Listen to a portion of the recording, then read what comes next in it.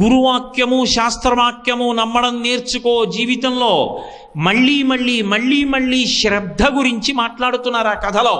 తప్ప నీ ఇష్టం వచ్చినట్టు ప్రవర్తించవద్దు, నేను ఇలాగే చేస్తానని చెయ్యవద్దు. ప్యాంటు చొక్కాతో చెయ్యకు, చక్కగా పంచకట్టుకో, చొక్కా తీ, బనీన్ తీ, ఉత్తరీయం వేసుకో. పురుషుడు వ్రతం చేసేటప్పుడు, ఈశ్వరారాధన చేసేటప్పుడు గుండెలు కనపడాలి ఈశ్వరుడికి.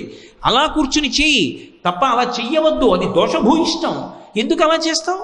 అది తీసేయడంలో నీకు అభ్యున్నత ఉన్నది. అది నిన్ను కాపాడుతుందా? కాపాడదు. ఎలా శాస్త్రము పలికిందో అలా చేసిన నాడు నీకు అభ్యున్నతి కలుగుతుంది. శ్రద్ధ అన్న మాట మీద ఊంచుకుంటోంది కథ అన్నది మీరు గమనించాలి అక్కడ. అది కేవల కథ కాదు, వేదాంతర్గతమైన ఎన్నో విషయములకు ఆటపట్టు సత్యనారాయణ స్వామి వారి వ్రత కథ.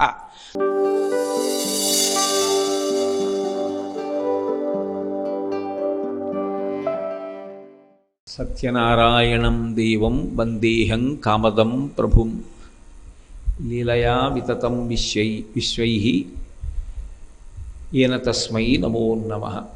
లీలయా వితతం విశ్వం ఏన తస్మై నమో నమః అంటారు మహానుభావుడు. ఈ సమస్త బ్రహ్మాండములను కూడా లీలగా సృష్టించి స్థితియందు నిర్వహించి చిట్ట చివర మహాప్రళయమునందు తనలో కలుపుకోగలిగినటువంటి సృష్టికర్త, స్థితికర్త, ప్రళయకర్తల యొక్క సమాహార స్వరూపమైనటువంటి పరబ్రహ్మము రాశీభూతమై నిలబడితే అదే శ్రీ వీర వెంకట సత్యనారాయణ స్వామి వారి యొక్క మూర్తిగా ఆవిర్భవించింది. అంత గొప్ప క్షేత్రంలో జరిగేటటువంటి వ్రత విధానానికి ఒక ప్రత్యేకత ఉన్నది అని నిన్న నేను ఆ వ్రతానికి సంబంధించినటువంటి పూర్వాంగాన్ని వివరణ చేయడం జరిగింది. వ్రతమునకు ఒక కథ ఉంటుంది. ఆ కథ కల్పమునందు అంతర్భాగం. ఒక్కొక్కసారి ఆ కథా విశేషాన్ని ముందుగా చదువుకుంటే తప్ప అసలు వ్రతాన్ని సక్రమంగా చేయడం సాధ్యం కాదు. నేను మీతో ఒక ఉదాహరణ మనవి చెయ్యాలి అంటే, శ్రావణ శుక్రవారం వరలక్ష్మీ వ్రతము అని ఒక వ్రతం చేస్తూ ఉంటారు. ఆ వరలక్ష్మీ వ్రతం చేసేటప్పుడు అసలు ఆ వ్రతాన్ని ఎలా చెయ్యాలి అనేటటువంటి కల్పం ముందు ఒకసారి చదువుకుంటే వ్రతం చేసేటప్పుడు సాధ్యమైనన్ని దోషాల్ని పరిహరించడానికి అవకాశం ఉంటుంది. అలాగే సత్యనారాయణ స్వామి వారి వ్రతం చెయ్యాలి అని సంకల్పం చేసుకున్న వాళ్ళు సత్యనారాయణ స్వామి వారి వ్రత కథని ముందు చదువుకుంటే అందులో కల్పం తెలుస్తుంది. కల్పము అంటే అది చేయవలసినటువంటి విధానము. ఆ విధానము సక్రమంగా తెలిస్తే తప్ప అసలు ఆ వ్రతాన్ని నిష్టతోటి భక్తితోటి సక్రమంగా చేసుకోవడం అనేటటువంటిది సాధ్యం కాదు. సత్యనారాయణ స్వామి వారి వ్రత కథలో ఒక ప్రత్యేకమైనటువంటి విశేషం ఉంది. అది 5 అధ్యాయాలుగా విభాగం చేయబడి ఉంటుంది. అందులో మొట్టమొదటి అధ్యాయం దగ్గరికి వచ్చేటప్పటికీ అసలు ఆ వ్రతాన్ని ఎలా చెయ్యాలి అనేటటువంటి విధి విధానాల గురించి పేర్కొనడం జరిగింది. అది చెప్పిన వారెవరు అంటే సాక్షాత్తు శ్రీమన్నారాయణుడే దాన్ని ఉపదేశం చేశాడు. ఎందుకు చేయవలసి వచ్చింది అంటే, ఒకానొకప్పుడు కలియుగంలో ఉండేటటువంటి జనులు పడుతున్నటువంటి బాధల్ని దృష్టిలో పెట్టుకున్నవాడై నారదుడు ఆ విషయాన్ని స్థితికర్త కనుక శ్రీ మహావిష్ణువుకి నివేదించాడు. ఏమి నివేదించేటప్పుడు బ్రహ్మగారికో పరమశివుడికో నివేదించకుండా శ్రీ మహావిష్ణువుతో ఎందుకు నివేదించాలి అంటే, శ్రీ మహావిష్ణువుకి తత్వతః ఒక లక్షణం ఉంటుంది. ఏమిటా లక్షణము అంటే, ఆయన ఎప్పుడూ కూడా ఈ లోకములను రక్షించవలసినటువంటి కర్తవ్యాన్ని చూరగొన్నవాడై ఉంటాడు. అందుకే మీకు భాగవతంలో గజేంద్రమోక్షణ ఘట్టంలో గజేంద్రుడు ఏ దేవత పేరు పెట్టి పిలవకుండా శరణాగతి చేసినప్పటికీ కూడా రక్షించవలసినటువంటి కర్తవ్యం శ్రీ మహావిష్ణువు మీద ఉంటుంది. కాబట్టి ఆయన బయలుదేరి రావడం జరిగింది. విష్ణువు లోక సంరక్షకుడు కాబట్టి ఆయన జోక్యం చేసుకోవాలి. కలియుగంలో ఉండేటటువంటి జనులు బాధపడుతున్నారు అన్న విషయం మీకు ఏ పురాణం చదివినా కనపడుతుంది. ఎందుకు బాధపడాలి కలియుగంలో జనులు అంటే దానికి కారణం పాపజీవనము ఎక్కువగా ఉంటుంది అని.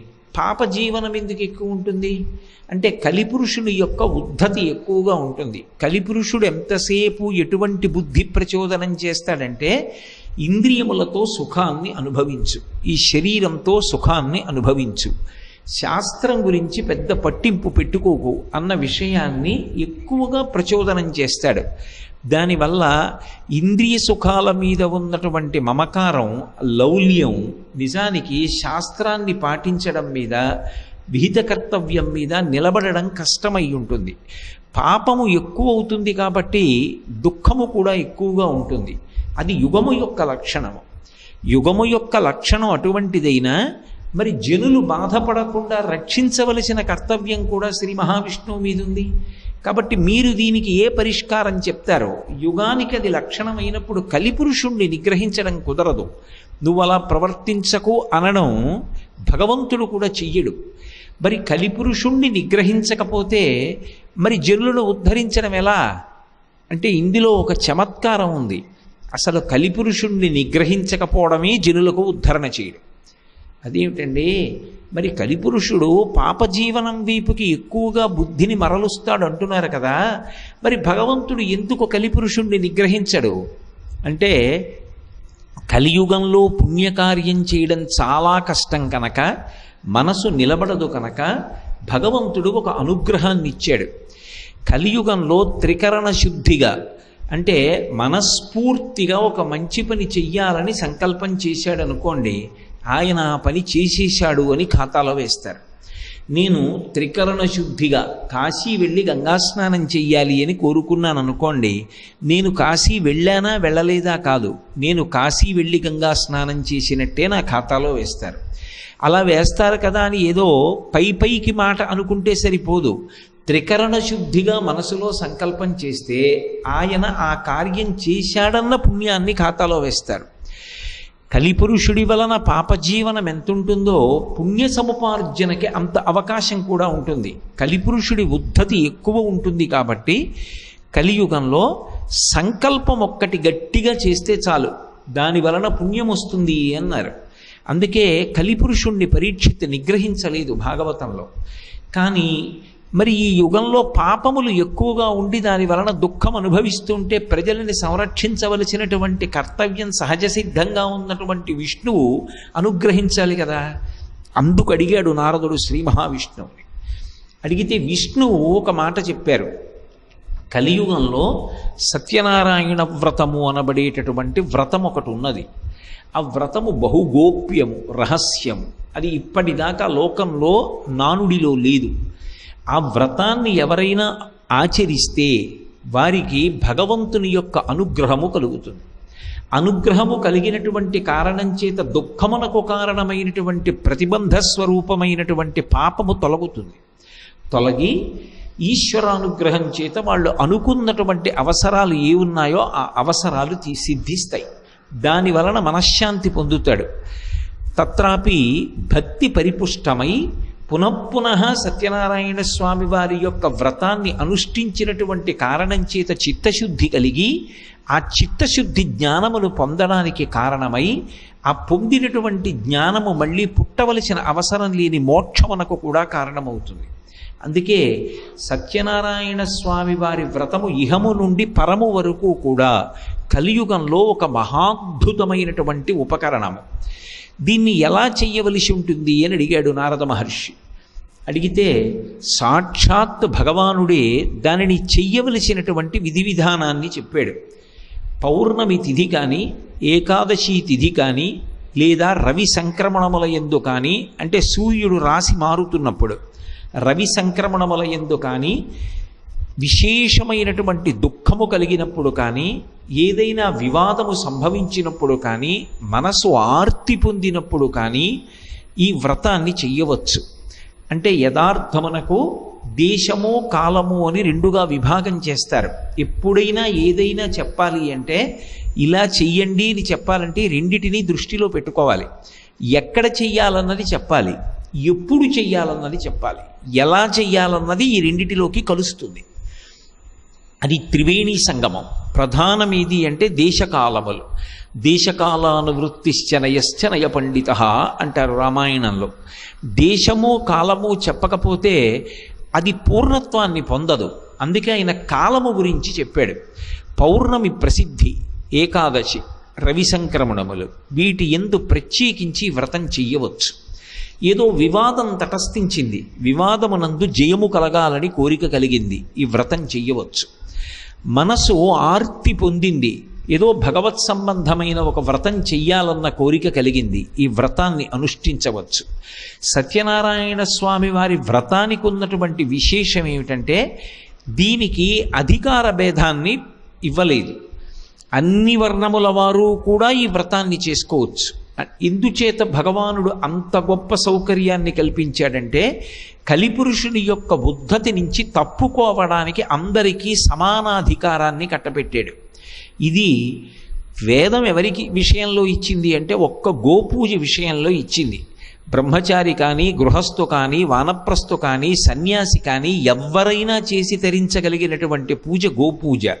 అలాగే ఏ ఇతర రకములైనటువంటి అధికార భేదం లేకుండా అందరూ చేసుకోవడానికి యోగ్యమైనటువంటి వ్రతము సత్యనారాయణ స్వామి వారి వ్రతం.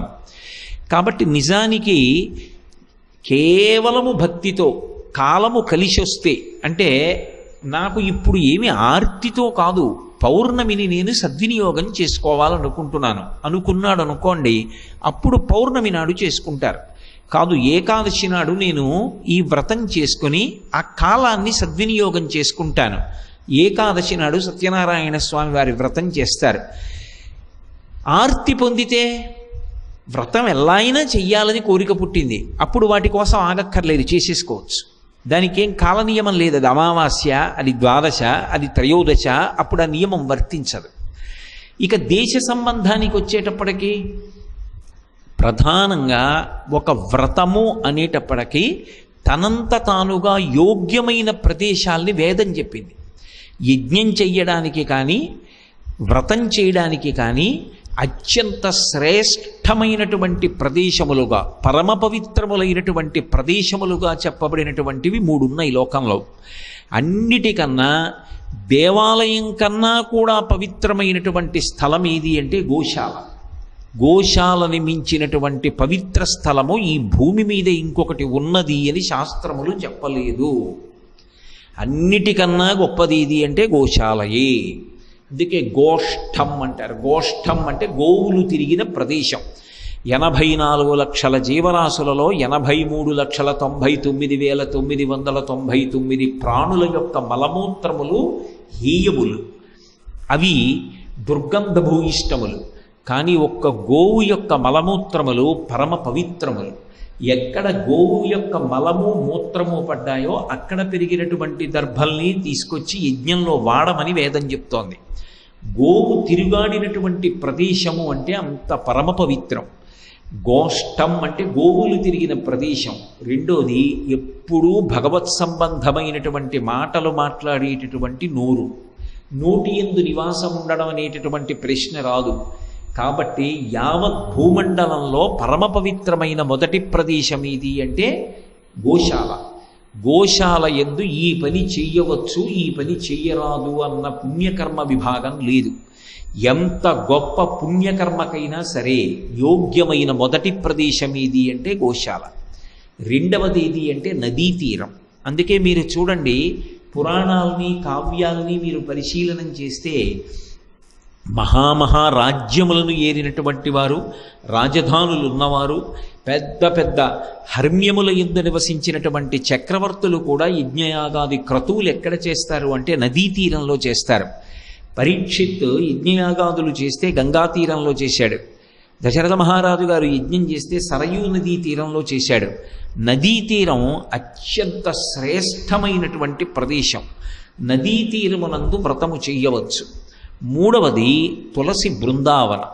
తులసి చెట్లు బాగా ఉన్నటువంటి ప్రదేశం ఎక్కడుంటుందో అది అత్యంత శ్రేష్టమైనటువంటి ప్రదేశం.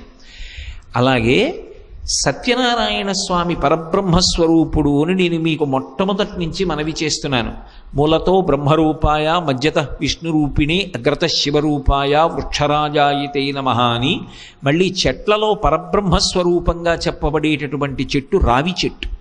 అందుకే రావి చెట్టు నీడలో తపస్సు చేస్తూ ఉంటారు. రావి చెట్టు నీడ కూడా అత్యంత శ్రేష్టమైనటువంటి ప్రదేశం. అందున రావి చెట్టు వేప చెట్టుతో కలిసి ఉందనుకోండి మాను, అది లక్ష్మీనారాయణ స్వరూపం. ఎవరికైనా సంతానం లేని వారికి గర్భదోషం ఉంది అంటే వారిని రావి చెట్టు వేప చెట్టు మొదలు కలిసిపోయిన చోట ప్రదక్షిణం చెయ్యమని చెప్తూ ఉంటారు కూడా. అంత పరమ పవిత్రమైనటువంటి స్థలాలవి. అటువంటి చోట కానీ స్వగృహమునందు కానీ దేవాలయ ప్రాంగణమునందు కానీ ఈ సత్యనారాయణ వ్రతాన్ని చెయ్యవచ్చు. ఇది ప్రదేశ నిర్ణయం. దేశ నిర్ణయము, కాల నిర్ణయము తర్వాత అనుష్ఠించవలసినటువంటి విధానం ఒకటి ఉంటుంది. ఆ విధానమునందు అత్యంత ప్రధానమైనది ఇది అంటే నిత్యకర్మని ఈడేర్చాలి. సత్యనారాయణ వ్రతం చెయ్యడానికి మొదటి నియమమేది అంటే నిత్యకర్మ పూర్తి చేసిన వాడై ఉండాలి. నిత్యకర్మ అంటే సంధ్యావందనాదులు. యజ్ఞోపవీతం ఉన్నటువంటి వాళ్ళు సంధ్యావందనం చేసి తీరాలి. నేను ప్రవచనం చేశానా చెయ్యలేదా పక్కన పెట్టేయండి, సంధ్యావందనం మాత్రం చెయ్యాలి. ప్రవచనం అవసరమైతే ఓ అరగంట సేపు ఆలస్యం అయిపోయినా దోషం లేదు. ఏ ఇతర కారణానికి వేదిక మీదకి ఆలస్యంగా రాకూడదు, కానీ సంధ్యావందనం చేసుకోవలసి వస్తే నేను ఆలస్యంగా వచ్చినా నాకు దోషం రాదు.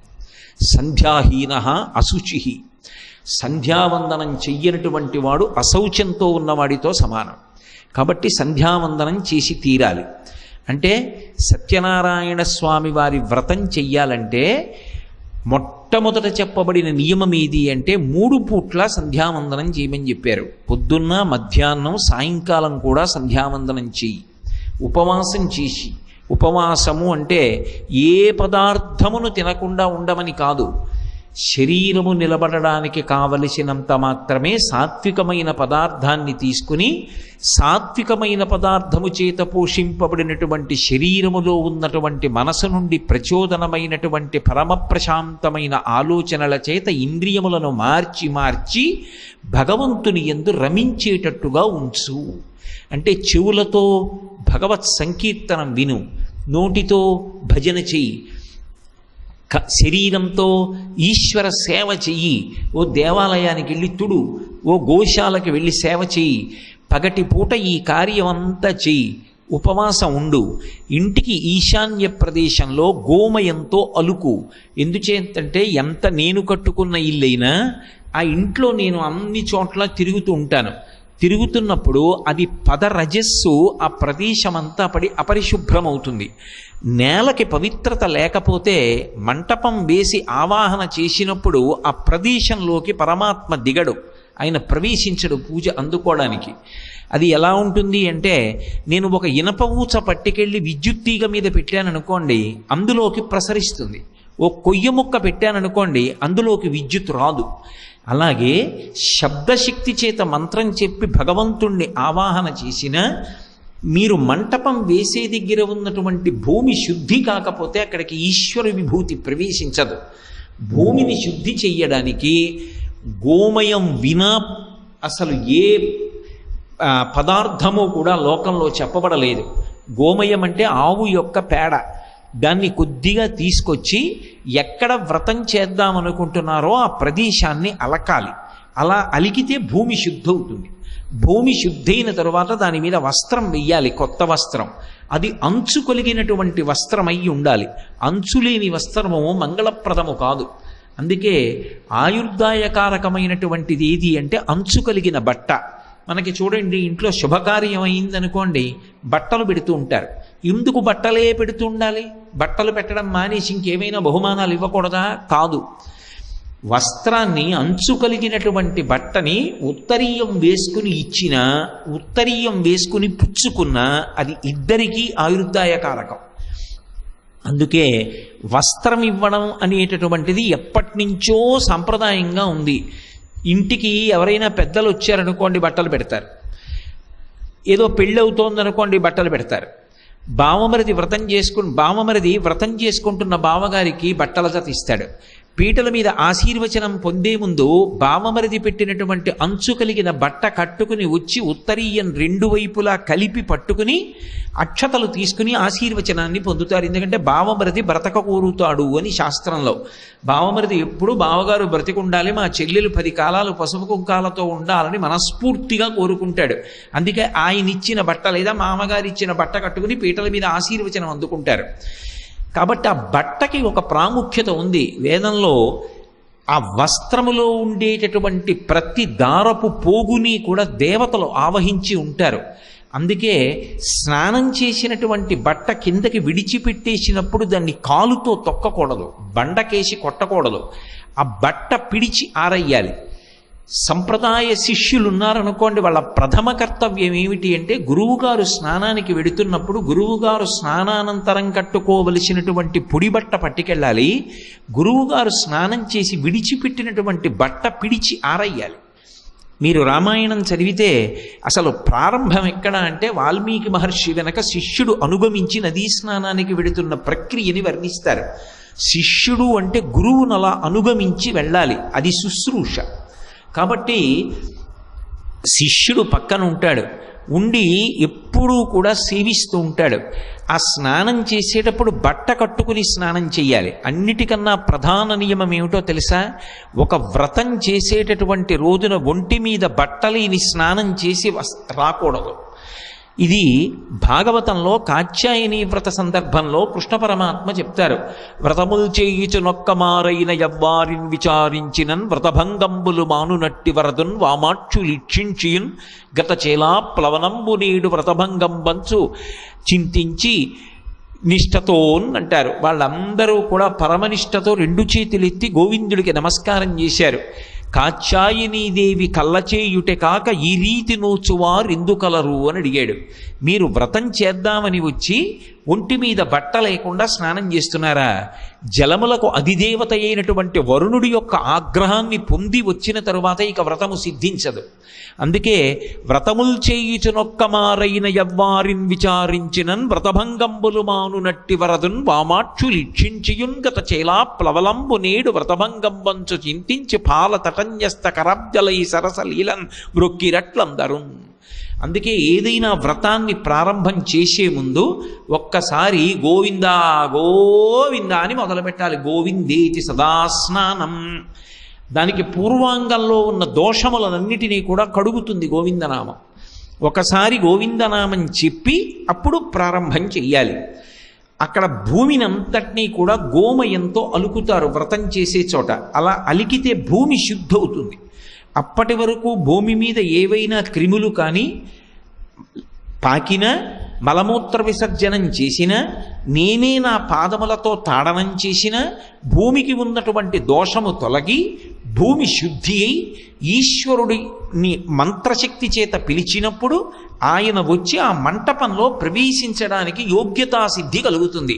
అందుకే మీరు చూడండి, ఎక్కడ వ్రతకల్పం చెప్పనివ్వండి గోమయంతో అలకండి అని చెప్తారు.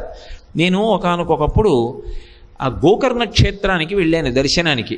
నాతో మా గోపాలకృష్ణ గారు కూడా వచ్చారు. కొన్ని వందల మందిని కలిసి వెళ్ళాం.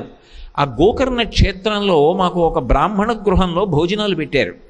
ఒక 50 మందికి భోజనాలు పెట్టిన తరువాత ఆ పంక్తిలో ఉన్న వాళ్ళందరూ లేచిపోయిన తరువాత విస్తళ్ళు తీసి గోమయం కలిపినటువంటి నీళ్లు తీసుకొచ్చి చిలకరించి తుడిచి మళ్ళీ తరువాతి వాళ్ళకి అన్నం పెట్టేవారు. నేను చాలా ఆశ్చర్యపోయి వాళ్ళని అడిగా, పంక్తి పంక్తికి ఎందుకమ్మా అలా అంత కష్టపడుతున్నారన్నాను. ఆవిడంది, ఏమండి బ్రాహ్మణులు కూర్చున్నప్పుడు పరిశేచనం చేస్తారు కదా, పరిశేచనం చేసి మొదలు పెడితే యజ్ఞం కదా, స్వాహాకారంతో పుచ్చుకుంటారే, భూమికి శుద్ధి లేని చోట అన్నం ఎలా వడ్డించాం, అందుకని గోమయంతో అలికి విస్తరి వేస్తూ ఉన్నారు. వాళ్ళ సంస్కారానికి నేను 2 చేతులు ఎత్తి నమస్కరించాను. అది మనకి శాస్త్రప్రోక్తం. ఒక వ్రతం చేస్తున్నాము అంటే ఎలా చెయ్యాలి అన్నది కల్పంలో ఉంటుంది. దాన్ని ఏదో యథాతథంగా చదవమని కాదు, ఆచరించడానికి చదవమని శాస్త్రాలు. కాబట్టి ఇంట వ్రతం చేస్తున్నప్పుడు గోమయంతో అలకాలి. ఒక దేవాలయ ప్రాంగణం ఎప్పుడూ పవిత్రమే. దేవాలయ ప్రాంగణానికి ఈ నియమాలన్నీ అన్వయం కావు. నేను చెప్తున్నది ఇంటి దగ్గర వ్రతం చేసినప్పుడు గోమయంతో అలికి దాని మీద వస్త్రం వేసి వస్త్రం మీద తండుల రాశి పోసి తండుల రాశి మీద కలశ ఉంచి ఆ కలశ ఉంచేటప్పుడు శక్తిని తక్కువ చేసుకుని చెయ్యకూడదు.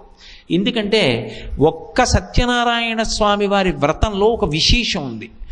అంతా అయిపోయిన తరువాత వ్రత మంటపాన్ని దానం చేసేయాలి బ్రాహ్మణుడికి.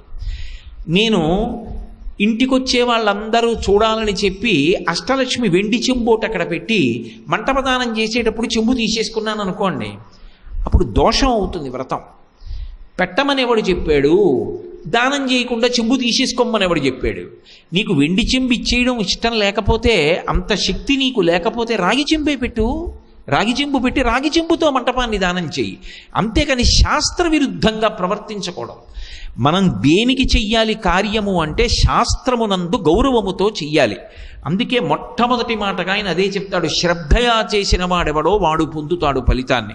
శ్రద్ధ అంటే శాస్త్రస్య గురువాక్యస్య సత్యబుద్ధ్యావధారణ సా శ్రద్ధ కడితా సిద్భి యయా వస్తూపలభ్యతే అంటారు శంకరాచార్యుల వారు. శాస్త్రము చెప్పిన మాట, గురువు చెప్పిన మాట సత్యములన్న పూనికతో చేసిన వాడెవడో వాడు పరమ ప్రయోజనాన్ని పొంది తీరుతాడు. కాబట్టి ఒక వస్త్రాన్ని పలిచి తండుల రాసి పోసి అందులో కలశ ఉంచి సత్యనారాయణ స్వామి వారి ప్రతిమను ఉంచాలి. అందరూ బంగారు కలశనే ఉంచక్కర్లేదు, మన శక్తిని బట్టి. ఒకరు బంగారు కలశ ఉంచవచ్చు, ఒకరు వెండి కలశ పెట్టచ్చు, ఒకరు రాగి కలశ పెట్టచ్చు. శాస్త్రం ఎంత కింద వరకు వచ్చేస్తుంది అంటే, ఒకవేళ నీకు అంత లేకపోతే మట్టి కలశ పెట్టు అంటూ. నువ్వు చెయ్యడం ప్రధానం, నీకు నమ్మకం ఉండడం ప్రధానం తప్ప ద్రవ్యం ఇలాగే ఉండాలని ఎవ్వరినీ ఆపదు. అందుకే మన ధర్మానికి ఒక ప్రత్యేకమైన పేరుంది, సార్వభౌమిక మతము అని ఒక పేరు. చాలామంది సార్వభౌమిక మతము అంటే ఏమనుకుంటారంటే ఇది సార్వభౌమత్వము కలిగినది అనుకుంటారు. అది కాదు దాని అర్థం. సర్వభూమికల యందున్న వారిని ఉద్ధరించున్నది అని దాని అర్థం. ఒకడు మహదైశ్వర్యవంతుడు ఉంటాడు, ఒకడు నిర్ధనుడు ఉంటాడు. కానీ ఇద్దరినీ పక్కపక్కనే కూర్చోబెట్టి వ్రతం చేయించవచ్చు.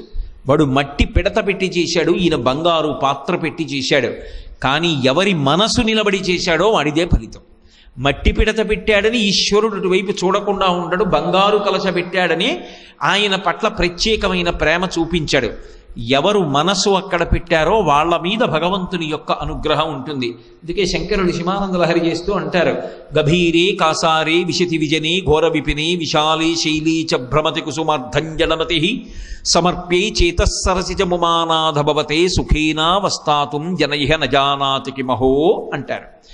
ఒకవేళ ఏమండి మాకు యజ్ఞోపవీతం లేదు, మేము సంధ్యావందనం చేసే అధికారం లేదు, అప్పుడు మేమేం చెయ్యాలి? ఇంటి దగ్గర వ్రతం చేస్తున్నప్పుడు పగల ఉపవాసం ఉండి సాయంకాలం వ్రతం చెయ్యాలంటే, అంటే ఎవరికి ఉపనయనం లేదో, ఎవరు సంధ్యావందనం చేయరో వాళ్ళు దేనికి తక్కువ అని శాస్త్రం చెప్పలేదు. సంధ్యావందనానికి ప్రత్యామ్నాయం ఏం చెప్పారంటే, స్కాంద పురాణంలో సూర్యభగవానుడి యొక్క స్తోత్రం ఉంది. చాలా తేలికగా ఉంటుంది ఆ స్తోత్రం. అందరూ కూడా ఆ స్తోత్రాన్ని చదవాలి. మా కాకినాడ పట్టణంలో ఎప్పుడైనా మేమందరం యాత్రకు వెడితే ఉపనయనం చేసుకున్న వాళ్ళు, సంధ్యావందన అధికారం ఉన్నవాళ్ళు సంధ్యావందనం చేస్తారు.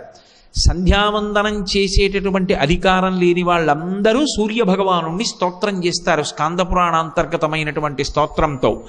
దాని చేత వాళ్ళు కూడా సంధ్యావందనం చేసినటువంటి సిద్ధినే పొందుతారు. ఎక్కువ ఉండదు, తక్కువ ఉండదు. ఎవరికి ఏది విధింపబడిందో అది చేస్తే అందరూ సమానులే. ఎవరెవరి శక్తిని బట్టి కిందకొచ్చి శాస్త్రం మినహాయింపులు ఇస్తుంది. నేను తిన్న ఆవకాయ అన్నం నా మనవడు తినలేడు, నా మనవడు తాగినట్టు సీసాలో పాలు కొద్దిగా తాగి నేను బ్రతకలేను.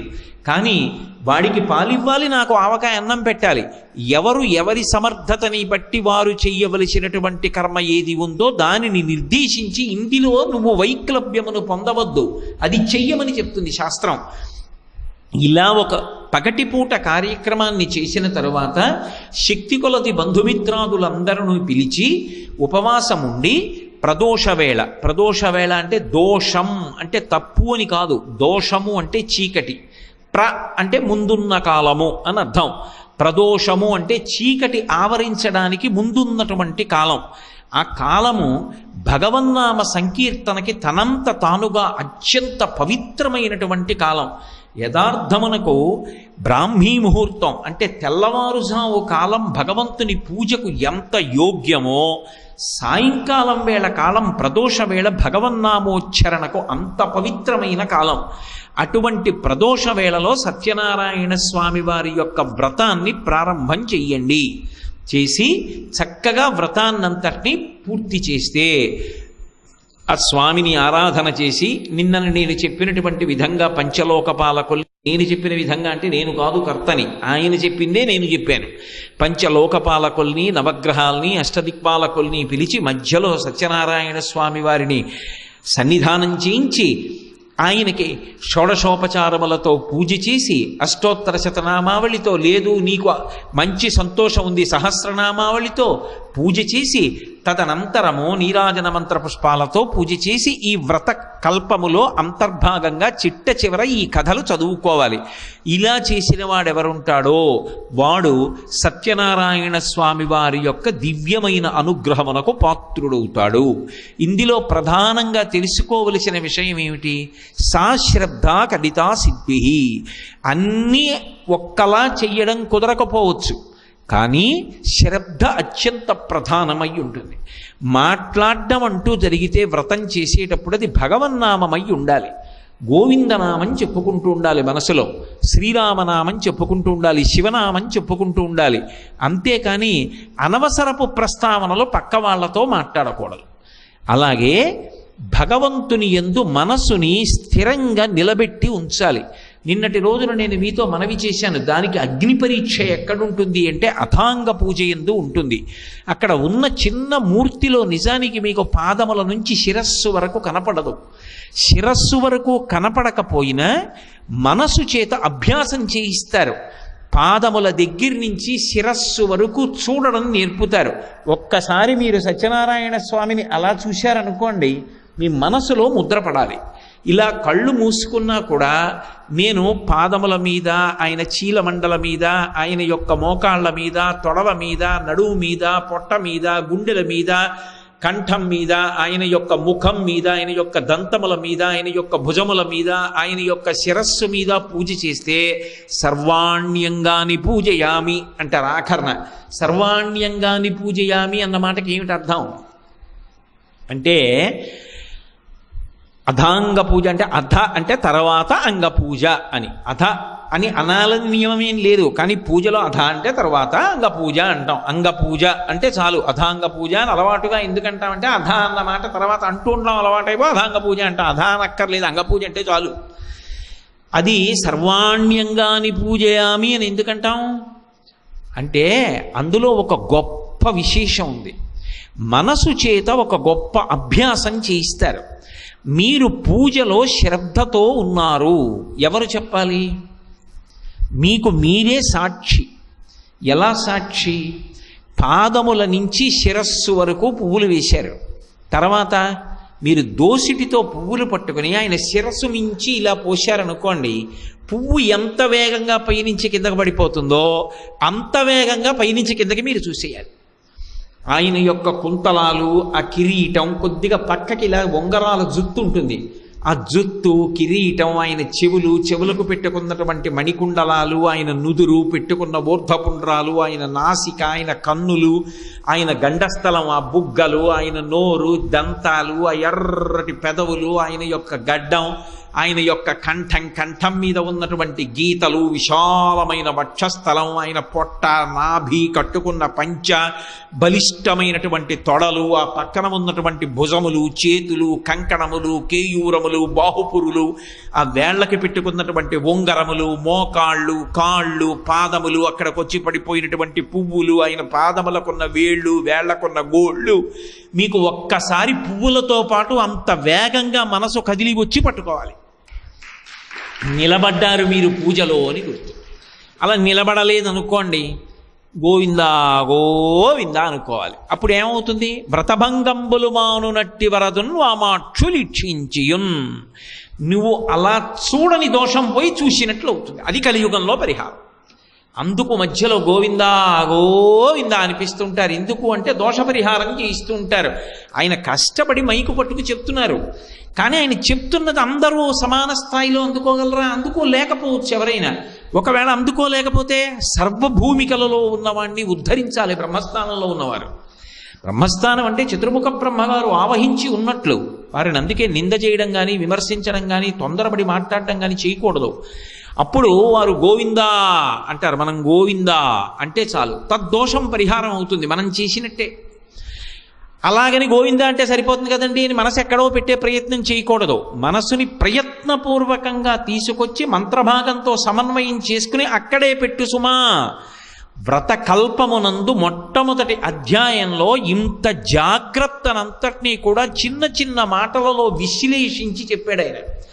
ఇది నువ్వు చెయ్యగలిగితే కలిపురుషుని యొక్క ఉద్ధతి వలన చేసినటువంటి పాపములు ప్రతిబంధకములై నువ్వు పడుతున్నటువంటి బాధలకు నివారణ కల్పించి నీకు సుఖము కలగడానికి కావలసినటువంటి వ్యవస్థని నేను ఏర్పాటు చేస్తాను. అక్కడతో ప్రథమాధ్యాయం అయిపోయింది. అంటే ఇప్పుడు కల్పాన్ని ఎంత గొప్పగా బిగిస్తున్నారో, ఎవరు దీన్ని మొట్టమొదట చెప్పినవారు, ఇలా చెయ్యండి ఈ వ్రతాన్ని ఎవరు చెప్పారు? సామాన్యుడైన వాడు చెప్పలేదు. ఇది సాక్షాత్తు ఈశ్వర ప్రోక్తము. దీన్ని చెప్పింది పరమేశ్వరుడు చెప్పాడు, శ్రీమన్నారాయణుడు చెప్పాడు. దేని చేత చెప్పాడు? పరమ దయతో చెప్పాడు. అరే వీళ్ళకు ఒక పరిష్కారం చెప్పకపోతే పాడైపోతారు. కలిపురుషుని యొక్క ఉద్ధతి వలన దోషభూయిష్టమైన జీవితాన్ని పొంది బాధలు పడుతున్నారే, వీళ్ళని నేను ఉద్ధరించాలి, కాబట్టి దానికి విరుగుడు చెప్తాను అని ఎలా చెయ్యాలో దేశకాలముల దగ్గర నుంచి మొట్టమొదట చెప్పాడు. చెప్పిన తరువాత ఇది చేసిన వాడెవరు? ఎవరో ఒకడు చేసి ఉండాలిగా మొట్టమొదట. ఎవరు చేసినవాడు? ఈ వ్రత విధానానికి సంబంధించిన కథలో ఒక అద్భుతం ఉంది. కొందరికి పేర్లు చెప్పారు, కొందరికి పేర్లు చెప్పలేదు. చెప్పడంలోనూ విశేషం ఉంది, చెప్పకపోవడంలోనూ విశేషం.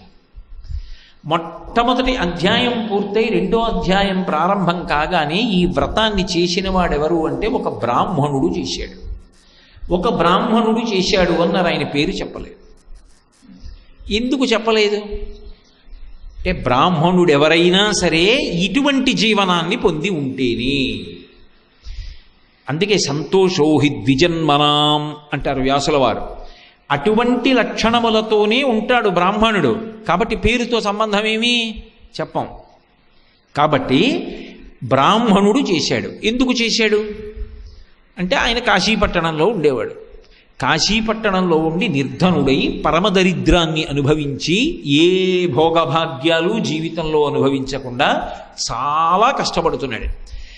చాలా కష్టపడడం ఒకెత్తు, చాలా కష్టపడుతూ కూడా అసలు సుఖముల యందు ఏ విధమైనటువంటి అనురక్తి లేకపోవడం ఒకెత్తు. ఇది చాలా చాలా గంభీరమైన విషయం ప్రస్తావిస్తున్నాను సుమండి. నేను చాలా కష్టాలు పడుతూ కూడా సుఖమన్న దాని మీద వెంపర్లాట లేని వాళ్ళు కొంతమంది ఉంటారు. కుచేలుడు లాంటి వారు. కుచేలుడికి ఏమీ లేదు, కానీ ఆయనకి ఇది ఉండాలన్న కోరిక లేదు. బ్రహ్మజ్ఞాని. ఆయన ఎప్పుడూ కూడా దొరికిన దానితో తృప్తిపడి పరమ సంతోషంగా జీవనం చేసేస్తాడు. ఇంద్రియములను గెలిచినవాడు కుచేలుడు అంటే సామాన్యుడు కాదు, మహానుభావుడని వర్ణించారు పోతన గారు. బ్రహ్మజ్ఞాని. అటువంటి వాడు కనుక ఆయనకి సుఖాలు పొందాలన్న అపేక్ష లేదు. కానీ ఇక్కడ బ్రాహ్మణుడు అలా కాదు. కాశీపట్టణంలో ఉన్న బ్రాహ్మణుడికి నిర్ధనుడిగా ఉండాలన్న కోరిక లేదు, దరిద్రం అనుభవించాలన్న కోరిక లేదు, చక్రవర్తిలా భోగాలు అనుభవించాలని ఉందా? అది లేదు. మరి ఏముంది ఆయనకి అంటే తన భార్యా బిడ్డల్ని భిక్షాటన చేసి పోషించవలసిన అవసరం లేకుండా కనీసం తాను అన్నం తిందాము అనుకుంటే ఇంట్లో పదార్థాలు ఉండాలి. అది గృహస్థుకు ఉండవలసిన ధర్మం. ఇప్పుడు ఆ బ్రాహ్మణుని యందు దోషభూయిష్టమైన ఆలోచన లేదు, సద్బుద్ధి కలిగిన వాడే. ఎందుకని అంటే ఆశ్రమములన్నిటిలో కూడా వచ్చే అతిథికి భార్యాబిడ్డలకి పెట్టడానికి గ్రాసాన్ని దానం పట్టైనా నిలువ చేసేటటువంటి అధికారం ఎవరికున్నది అంటే ఒక్క గృహస్థుకున్నది. అటువంటప్పుడు ఆయన అయ్యో నేను తెల్లవారి లేచి 4 ఇళ్లకు ముందుకు వెళ్ళి భిక్షాటన చేస్తే తప్ప భార్యాబిడ్డల్ని పోషించలేకపోతున్నానే, ఇంత దరిద్రంలో ఉన్నాను, ఇలా నేను భిక్షాటన చెయ్యకుండా గౌరవంగా నేను బ్రతకడానికి కావలసినటువంటి స్థితి నాకు ఏర్పడదా అన్న బాధ లోపల ఉంది ఆయనకి. కానీ ఆయన అటువంటి స్థితిని పొందలేదు, దరిద్రంలోనే ఉన్నాడు. కాబట్టి ఇప్పుడు వెంటనే ఎవరి మీద కోపం రావాలి? ఏమిటో నా కర్మ, ఈ ఎన్నాళ్ళు భిక్షాటన చేసి బతకడమే కానీ అసలు ఒక్కనాడు 10 రోజులకి సరిపడ సరికింట్లో ఉందన్న రోజు లేదే. ఎందుకు నేను బ్రాహ్మణుడు అనేటప్పటికీ గాయత్రి చేస్తున్నాడా లేదా సంధ్యావందనం చేస్తున్నాడా? బ్రహ్మబంధువు అనో భ్రష్ట బ్రాహ్మణుడు అనో చెప్పలేదు అందులో. అంటే ఆయన 3 కాలముల యందు సంధ్యావందనం చేస్తున్నాడు, నిత్యకర్మ చేస్తున్నాడు. చెప్పాలా చెప్పక్కర్లా కొన్ని విషయాలు చదివి అర్థం చేసుకోవాలి జాగ్రత్తగా. భగవద్భక్తితో ఉన్నాడు. భక్తితో ఉన్నాడనడానికి ఎక్కడండి రుజువు? అంటే ఎన్ని కష్టాలలో ఉన్నవాడు చెప్పుకున్నాడు, ఎన్నో కష్టాలలో ఉన్నాను, పరమదరిద్రం అనుభవిస్తున్నాను. ఏదో ఒకనాడు విసిగిపోయి ఏమని ఆలోచించాలి? దుర్భరమైన జీవితం, చచ్చిపోదాం అనుకోవాలి. ఆయన అలా ఎప్పుడు అనుకోలేదు. ఎందుకు అనుకోలేదో తెలుసా? ఆయనకి శాస్త్రం మీద నమ్మకం. మనిషి ఆత్మహత్య చేసుకోకూడదు. కళ్యాణీ బతకాదేయం లౌకికీ ప్రతిభాతిమా ఏతి జీవంతిమానందో నరం వర్ష శతాదపి. భగవంతుడిచ్చిన 100 సంవత్సరముల ఆయుర్దాయాన్ని నిలబెట్టుకుంటే ఒకనాడు కాకపోతే ఒకనాడు మరణించే ముందైనా శుభవార్త వింటాడు. భగవంతుడిచ్చిన శరీరాన్ని తనంత తాను పడగొట్టడం మహాపాతకం. అంతకు మించిన దోషం లోకంలో ఇంకోటి లేదు. ఒకవేళ దరిద్రం అనుభవిస్తున్నావు, గత జన్మలలో చేసుకున్న పాపం పోతోంది, శరీరాన్ని పోగొట్టేస్తే పాపం పోతుందా? ఇంకా కొత్త పాపం కలుస్తుంది. అంటే ఇప్పుడు దేన్ని నమ్మాడు? శాస్త్రాన్ని నమ్మాడు. తను చేసిన దుష్కర్మ ఏదో ఉంది, దరిద్రం అనుభవిస్తున్నాను, ఈశ్వరుణ్ణి ఎందుకు నింద చేయడం? ఈ జన్మలోనైనా కనీసం మంచి పనులు చేసి భిక్షాటన చేసైనా శరీరాన్ని నిలబెట్టుకుంటాను, భార్యా బిడ్డల్ని పోషిస్తాను, ఆత్మహత్య చేసుకో. అలాగే ఈశ్వరుణ్ణి నింద చేయను. ఆయన ఎక్కడా ఈశ్వరుణ్ణి నింద చేశాడని కానీ, నిరాసక్తుడయ్యాడని కానీ, వైదిక కర్మలు విడిచిపెట్టేశాడని కానీ లేదు. అలా ఉంటే వెంటనే చెప్తారు పురాణంలో, భవిష్యోత్తర పురాణంలో మాధవుడి జీవితాన్ని వర్ణించినట్టుగా వర్ణిస్తారు. వర్ణించలేదు ఆ కథలో. అంటే ఆయన దైవమునందు అంతే నమ్మకంతో బ్రతికాడు. ఎప్పుడు అన్నీ బాగుంటే కాదు, ఏమీ లేనప్పుడు కూడా భగవంతుని యందు శాస్త్రమునందు అంత భక్తితోటి బతికాడు. ఇంత భక్తితో బ్రతుకుతున్న వాడిని ఆదుకోవలసిన వాడెవరు? ఎవణ్ణి నమ్మాడో వాడే. ఆ నారాయణుడే ఆదుకోవాలి. అందుకే ఎవరు దర్శనమిచ్చారు అంటే నారాయణుడే దర్శనమిచ్చాడు. నారాయణుడే దర్శనమిస్తే ఆయన మనస్సు ఇంకా ఐశ్వర్యాన్ని కోరకపోవచ్చు, మోక్షం వైపుకి వెళ్ళిపోవచ్చు, వైరాగ్య సుఖాన్ని అడగచ్చు. ఎందుకని అంటే మనసు అంత అధ్యవసాయంతో ఉంది. లోనున్న కోరిక తీర్చాలి. ఆయనే పండుతాడు క్రమంగా. అందుకే వృద్ధ బ్రాహ్మణ రూపంలోనే కనపడ్డాడు శ్రీమన్నారాయణుడు కూడా. ఆయన ఆ వృద్ధ బ్రాహ్మణుణ్ణి చూశాడు. ఒక మర్యాద అని లోకంలో ఒక వ్యవస్థ ఉంటుంది. ఇద్దరు సన్యాసులు కలుసుకున్నారనుకోండి, దండక మండలాలు ఉన్నవారు, ఎవరు ఎవరికి నమస్కారం చేయాలి అంటే ఎవరు ఎక్కువ చాతుర్మాస్య వ్రతాలు చేశారో వారికి అంతకన్నా తక్కువ చేసిన వారు నమస్కరిస్తారు. సభలో ఇంత వయస్సులో పెద్దవాళ్ళు ఉండనివ్వండి, బ్రహ్మజ్ఞాని అయిన వాడు కనపడితే వయసుతో సంబంధం లేకుండా ఎవరైనా నమస్కారం చేయాలి. అలాగే సభకి ఆధ్యక్షంలో ఉన్నాడు అనుకోండి ఒక ఆయన, ఇక ఏ భేదం ఉండదు. సభాధ్యక్షమునందున్నవాడు శివస్వరూపం. సభాభ్యస్సభాపతిభ్యశ్చ వో నమో నమో. కాబట్టి ఆయనకి నమస్కారం. కాబట్టి వృద్ధ బ్రాహ్మణుడు కనుక ఈయన నమస్కారం చేశాడు. నమస్కారం చేస్తే ఆయన అడిగాడు, ఏమి ఇలా ఉన్నావు అని అడిగాడు. ఆయన తన కష్టం చెప్పాడు తప్ప ఎక్కడా ఈశ్వరుని నిందించలా. నా కర్మ ఏం చేశాడు నాకు ఈశ్వరుడు, ఈ కాశీపట్టణంలో ఉన్నాను అన్న మాట ఆయన అనలేదు. వెంటనే సత్యనారాయణ స్వామి అన్నారు, ఇది వ్రతం, ఇది చెయ్యి, నీ కష్టాలు తొలగుతాయి అన్నారు. ఆయన వెంటనే నమ్మాడు. వెంటనే నమ్మి మనసులో సంకల్పం చేశాడు. దీన్నే ఈయేషా అంటారు. ఈయేషా అన్న మాటకు అర్థం ఏమిటంటే భగవంతుణ్ణి, శాస్త్రాన్ని నమ్మి సంకల్పం చేయడం అంత తేలికైన విషయం కాదు. దానికి పరిపూర్ణమైన విశ్వాసం ఉండాలి. అది ఉంది బ్రాహ్మణుడికి. అందుకని వెంటనే సంకల్పం చేశాడు, నేను రేపు సత్యనారాయణ వ్రతం చేస్తాను, ఆయన ఎలా చెప్పాడో అలా చేస్తాను, కానీ నిర్ధనుణ్ణి, నా దగ్గర ఏమున్నాయి సంబారాలు ఏం లేవు, కానీ ఇవి కొనుక్కోవడానికి కావలసినటువంటి ద్రవ్యము నేను రేపు భిక్షాటన చేసినప్పుడు నాకు లభించేటట్టుగా ఈశ్వరా చెయ్యి అని ఓ నమస్కారం చేశాడు. చేసి భిక్షాటనకు బయలుదేరాడు. ఆయనకి ప్రతిరోజు ఎంత వస్తుందో అంతకన్నా ఎక్కువే వచ్చింది ఆ రోజున. అంటే మొట్టమొదటి సంకేతం కనపడింది, నమ్మిన వాడికి నమ్మినంత. నా సంకల్పం వలన కాదు నేను క్షేత్రానికి వెళ్ళేది, నా సంకల్పమునకు ఈశ్వరానుగ్రహం కలిస్తే. సంకల్పమునకు ఈశ్వరానుగ్రహం ఎందుకు కలుస్తుంది? కచ్చిదాశాస్తి దేవానాం ప్రసాదం పార్థివాత్మజ కశ్చిత్ పురుషకారంచ దైవంచ ప్రతిపద్యతే అంటుంది సీతమ్మ రామాయణం సుందరకాండలో. సంకల్పము పరిశుద్ధమైనదైతే పరమేశ్వరుడి అనుగ్రహం కలుగుతుంది. బ్రాహ్మణ సంకల్పం పరిశుద్ధము, ఈశ్వరానుగ్రహం కలిగింది. అది బ్రాహ్మణ్యం. ఇప్పుడు కలిసింది, ఆయన వ్రతం చేశాడు. రాగానే ఇప్పుడు ఎందుకులే వ్రతం, మళ్ళీ 10 రోజులు పోయిన తర్వాత ఇంకా కొంత వచ్చిన తర్వాత ఇంకా బాగా చేసుకుంటాను అనలేదు. ఆ రోజు ఎంత వచ్చిందో అది అధికమన్నాడు. ఎంత వచ్చింది, రోజు ఎంత వస్తుంది, ఆ రోజు ఎంత వచ్చింది, ఆ లెక్కలేం లేవు, ఉండవు బ్రాహ్మణుడి విషయంలో. ఎందుకో తెలుసా, ఎందుకుండవో తెలుసా అంటే ఆ రోజు తనకి ఏది దొరికిందో అది రోజు దొరికిన దానికన్నా ఎక్కువ అని సంతోషపడగలిగినటువంటి మనస్తత్వమే ఆయన ఐశ్వర్యం. సంతోషోహి ద్విజన్మనాం, అది బ్రాహ్మణ్యం అంటే. కాబట్టి ఆయన వ్రతం చేసేశాడంతే. ఏది ఉందో దానితో చెయ్యి, మట్టి పిడతతో చెయ్యి వద్దన్నాడు ఆయన. శాస్త్రం ఆయనకి తెలుసు కాబట్టి దాని ప్రకారం పరమభక్తి శ్రద్ధలతో వ్రతం చేసుకున్నాడు. ఏదో వాళ్ళని అడిగాడు, 4 పువ్వులు తెచ్చుకున్నాడు, అంతేగాని ఉదయం కాసేపు వ్యాయామం కోసం నడవడానికి ఎడుతున్నాడని జేబులో ప్లాస్టిక్ కవర్ ఎట్టుకుని కర్రట్టుకుని వాడు నిద్రలేవకముందు వాడింట్లో కొమ్మ వీడుంచేసి వీడి ఆ పువ్వులన్నీ పట్టుకొచ్చి దొంగ పూలతో పూజ చేస్తే ఈశ్వరుడు సంతోషిస్తాడా? నిద్రలేచి వాడు ఏడవడు, చెట్టు పెంచుకున్నవాడు. అదే ఆ పువ్వులు తెచ్చుకునే విధానం. భక్తితో ఒక్క పువ్వు పట్రా, వాళ్ళ ఇంట్లో అడిగి 4 తులసి దళాలు తెచ్చుకోవచ్చాలు. అవి కూడా లేకపోతే ఓ అక్షత వెయ్యి, ఏవో ఒకటి పట్టుకొస్తే తప్ప నేను ఒప్పుకోనని ఎందుకంటాడండి? ఇవన్నీ ఆయనవి, కొత్తగా నీ సృష్టించినవే ఉన్నాయి కనుక. ఆయనకి కావలసింది భక్తి. వటుర్వా గేహీవా ఇతిరిపి జటీవా తదితరో నరోవా యక్కశ్చిత్ భవతు భవకింతేన భవతి యదీయం హృత్పద్మం యది భవదీనం పశుపతి తదీయస్త్వం శంభో భవసి భవభారంచ వాసి అంటారు శంకరభగవత్పాదులు. భక్తితో చేశాడు, పరమ సంతోషం. ఆ వ్రత ప్రసాదాన్ని తీసుకున్నాడు. అదే సమయానికి ప్రదోషం వేళ కథ చేస్తున్నాడు, మరి ఉపవాసం ఉండి ఇంట్లో చేస్తున్నాడు కదూ.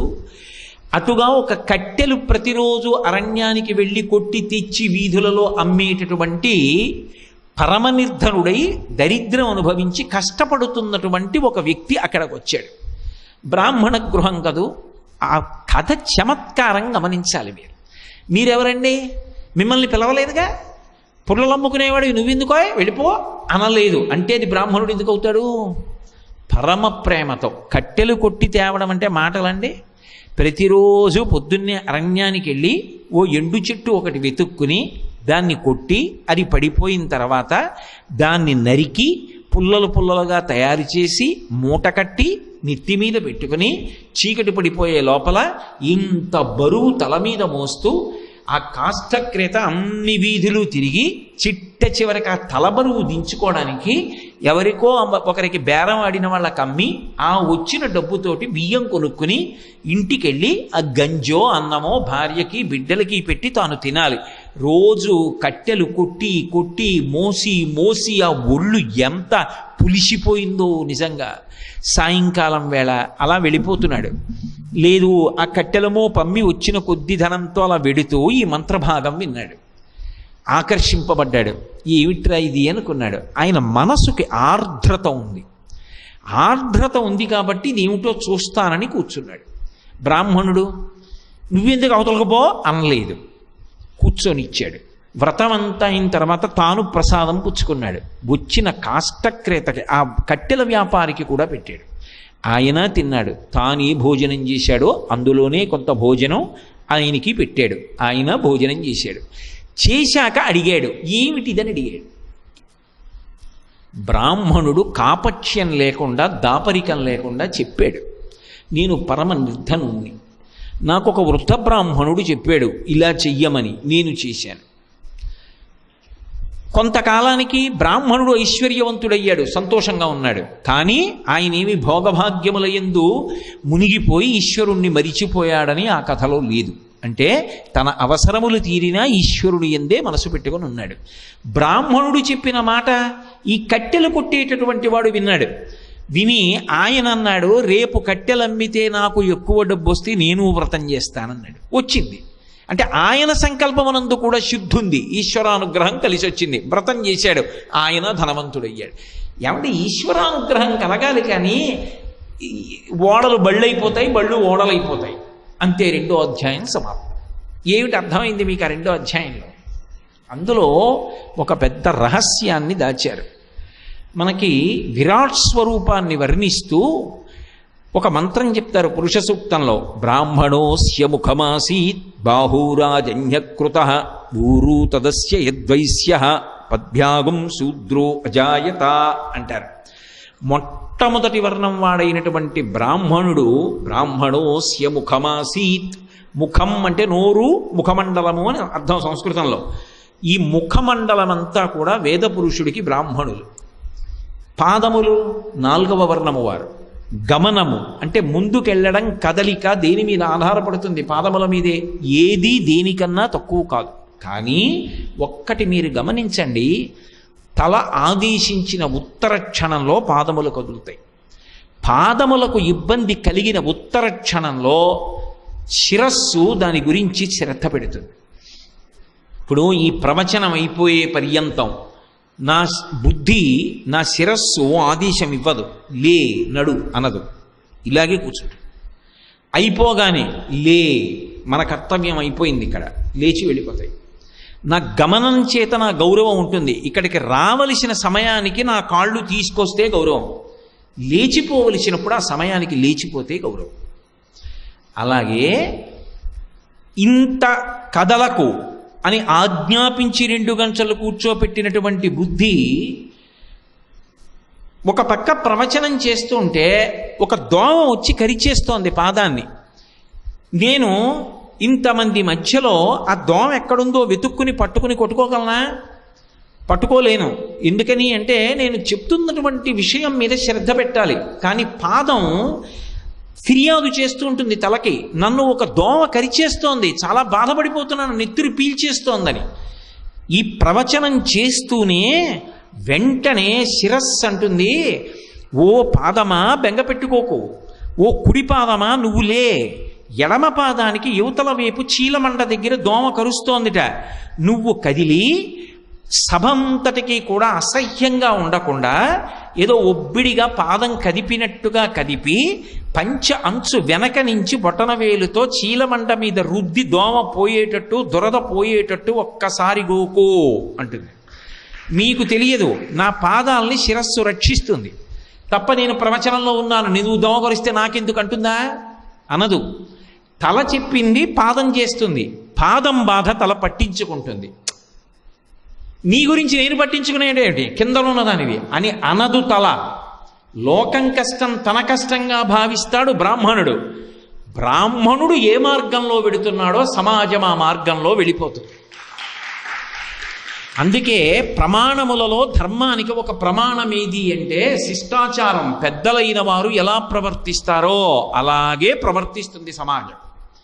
కాబట్టి బ్రాహ్మణుడు చేశాడు, కట్టెలు కొట్టేవాడు చేసేసాడు. కాబట్టి సమాజము పరిపుష్టముగా ఉండాలి అంటే అందరినీ అక్కున చేర్చుకొని సలహా చెప్పగలిగిన ఉదార బుద్ధి కలిగిన వాడై ఎవరుంటాడు అంటే బ్రాహ్మణుడు ఉంటాడు. అలా సమాజాన్ని ఆదుకుంటాడు అన్నది ఆ కథకి అంతరార్థం. అలా ఉన్ననాడు ఇద్దరి మధ్య చక్కటి సమన్వయం ఉంటుంది, అలా నడుస్తుంది సమాజం. తల చెప్పినట్టు కాళ్ళు నడుస్తున్నాయి, శరీరం అంతా నడిచేసిందంతే, ఇంకా గమ్యాన్ని చేరిపోతారు. గమ్యం చేరడానికి ఈ 2 అటువంటి సమన్వయంతో ఉండాలి. ముందు నమ్మకం ఎవరికి ఉండాలి అంటే బ్రాహ్మణుడికి ఉండాలి. తనకే నమ్మకం లేదనుకోండి, తాను చెప్తున్న మాట మీద తనకి నమ్మకం లేకపోతే అది ఫలించదు. మీకు నేను ఒక ఉదాహరణ చెప్తాను. రామచంద్రమూర్తి యుద్ధం చేస్తున్నారు, ఎందరో దేవతలు వచ్చి చూస్తున్నారు.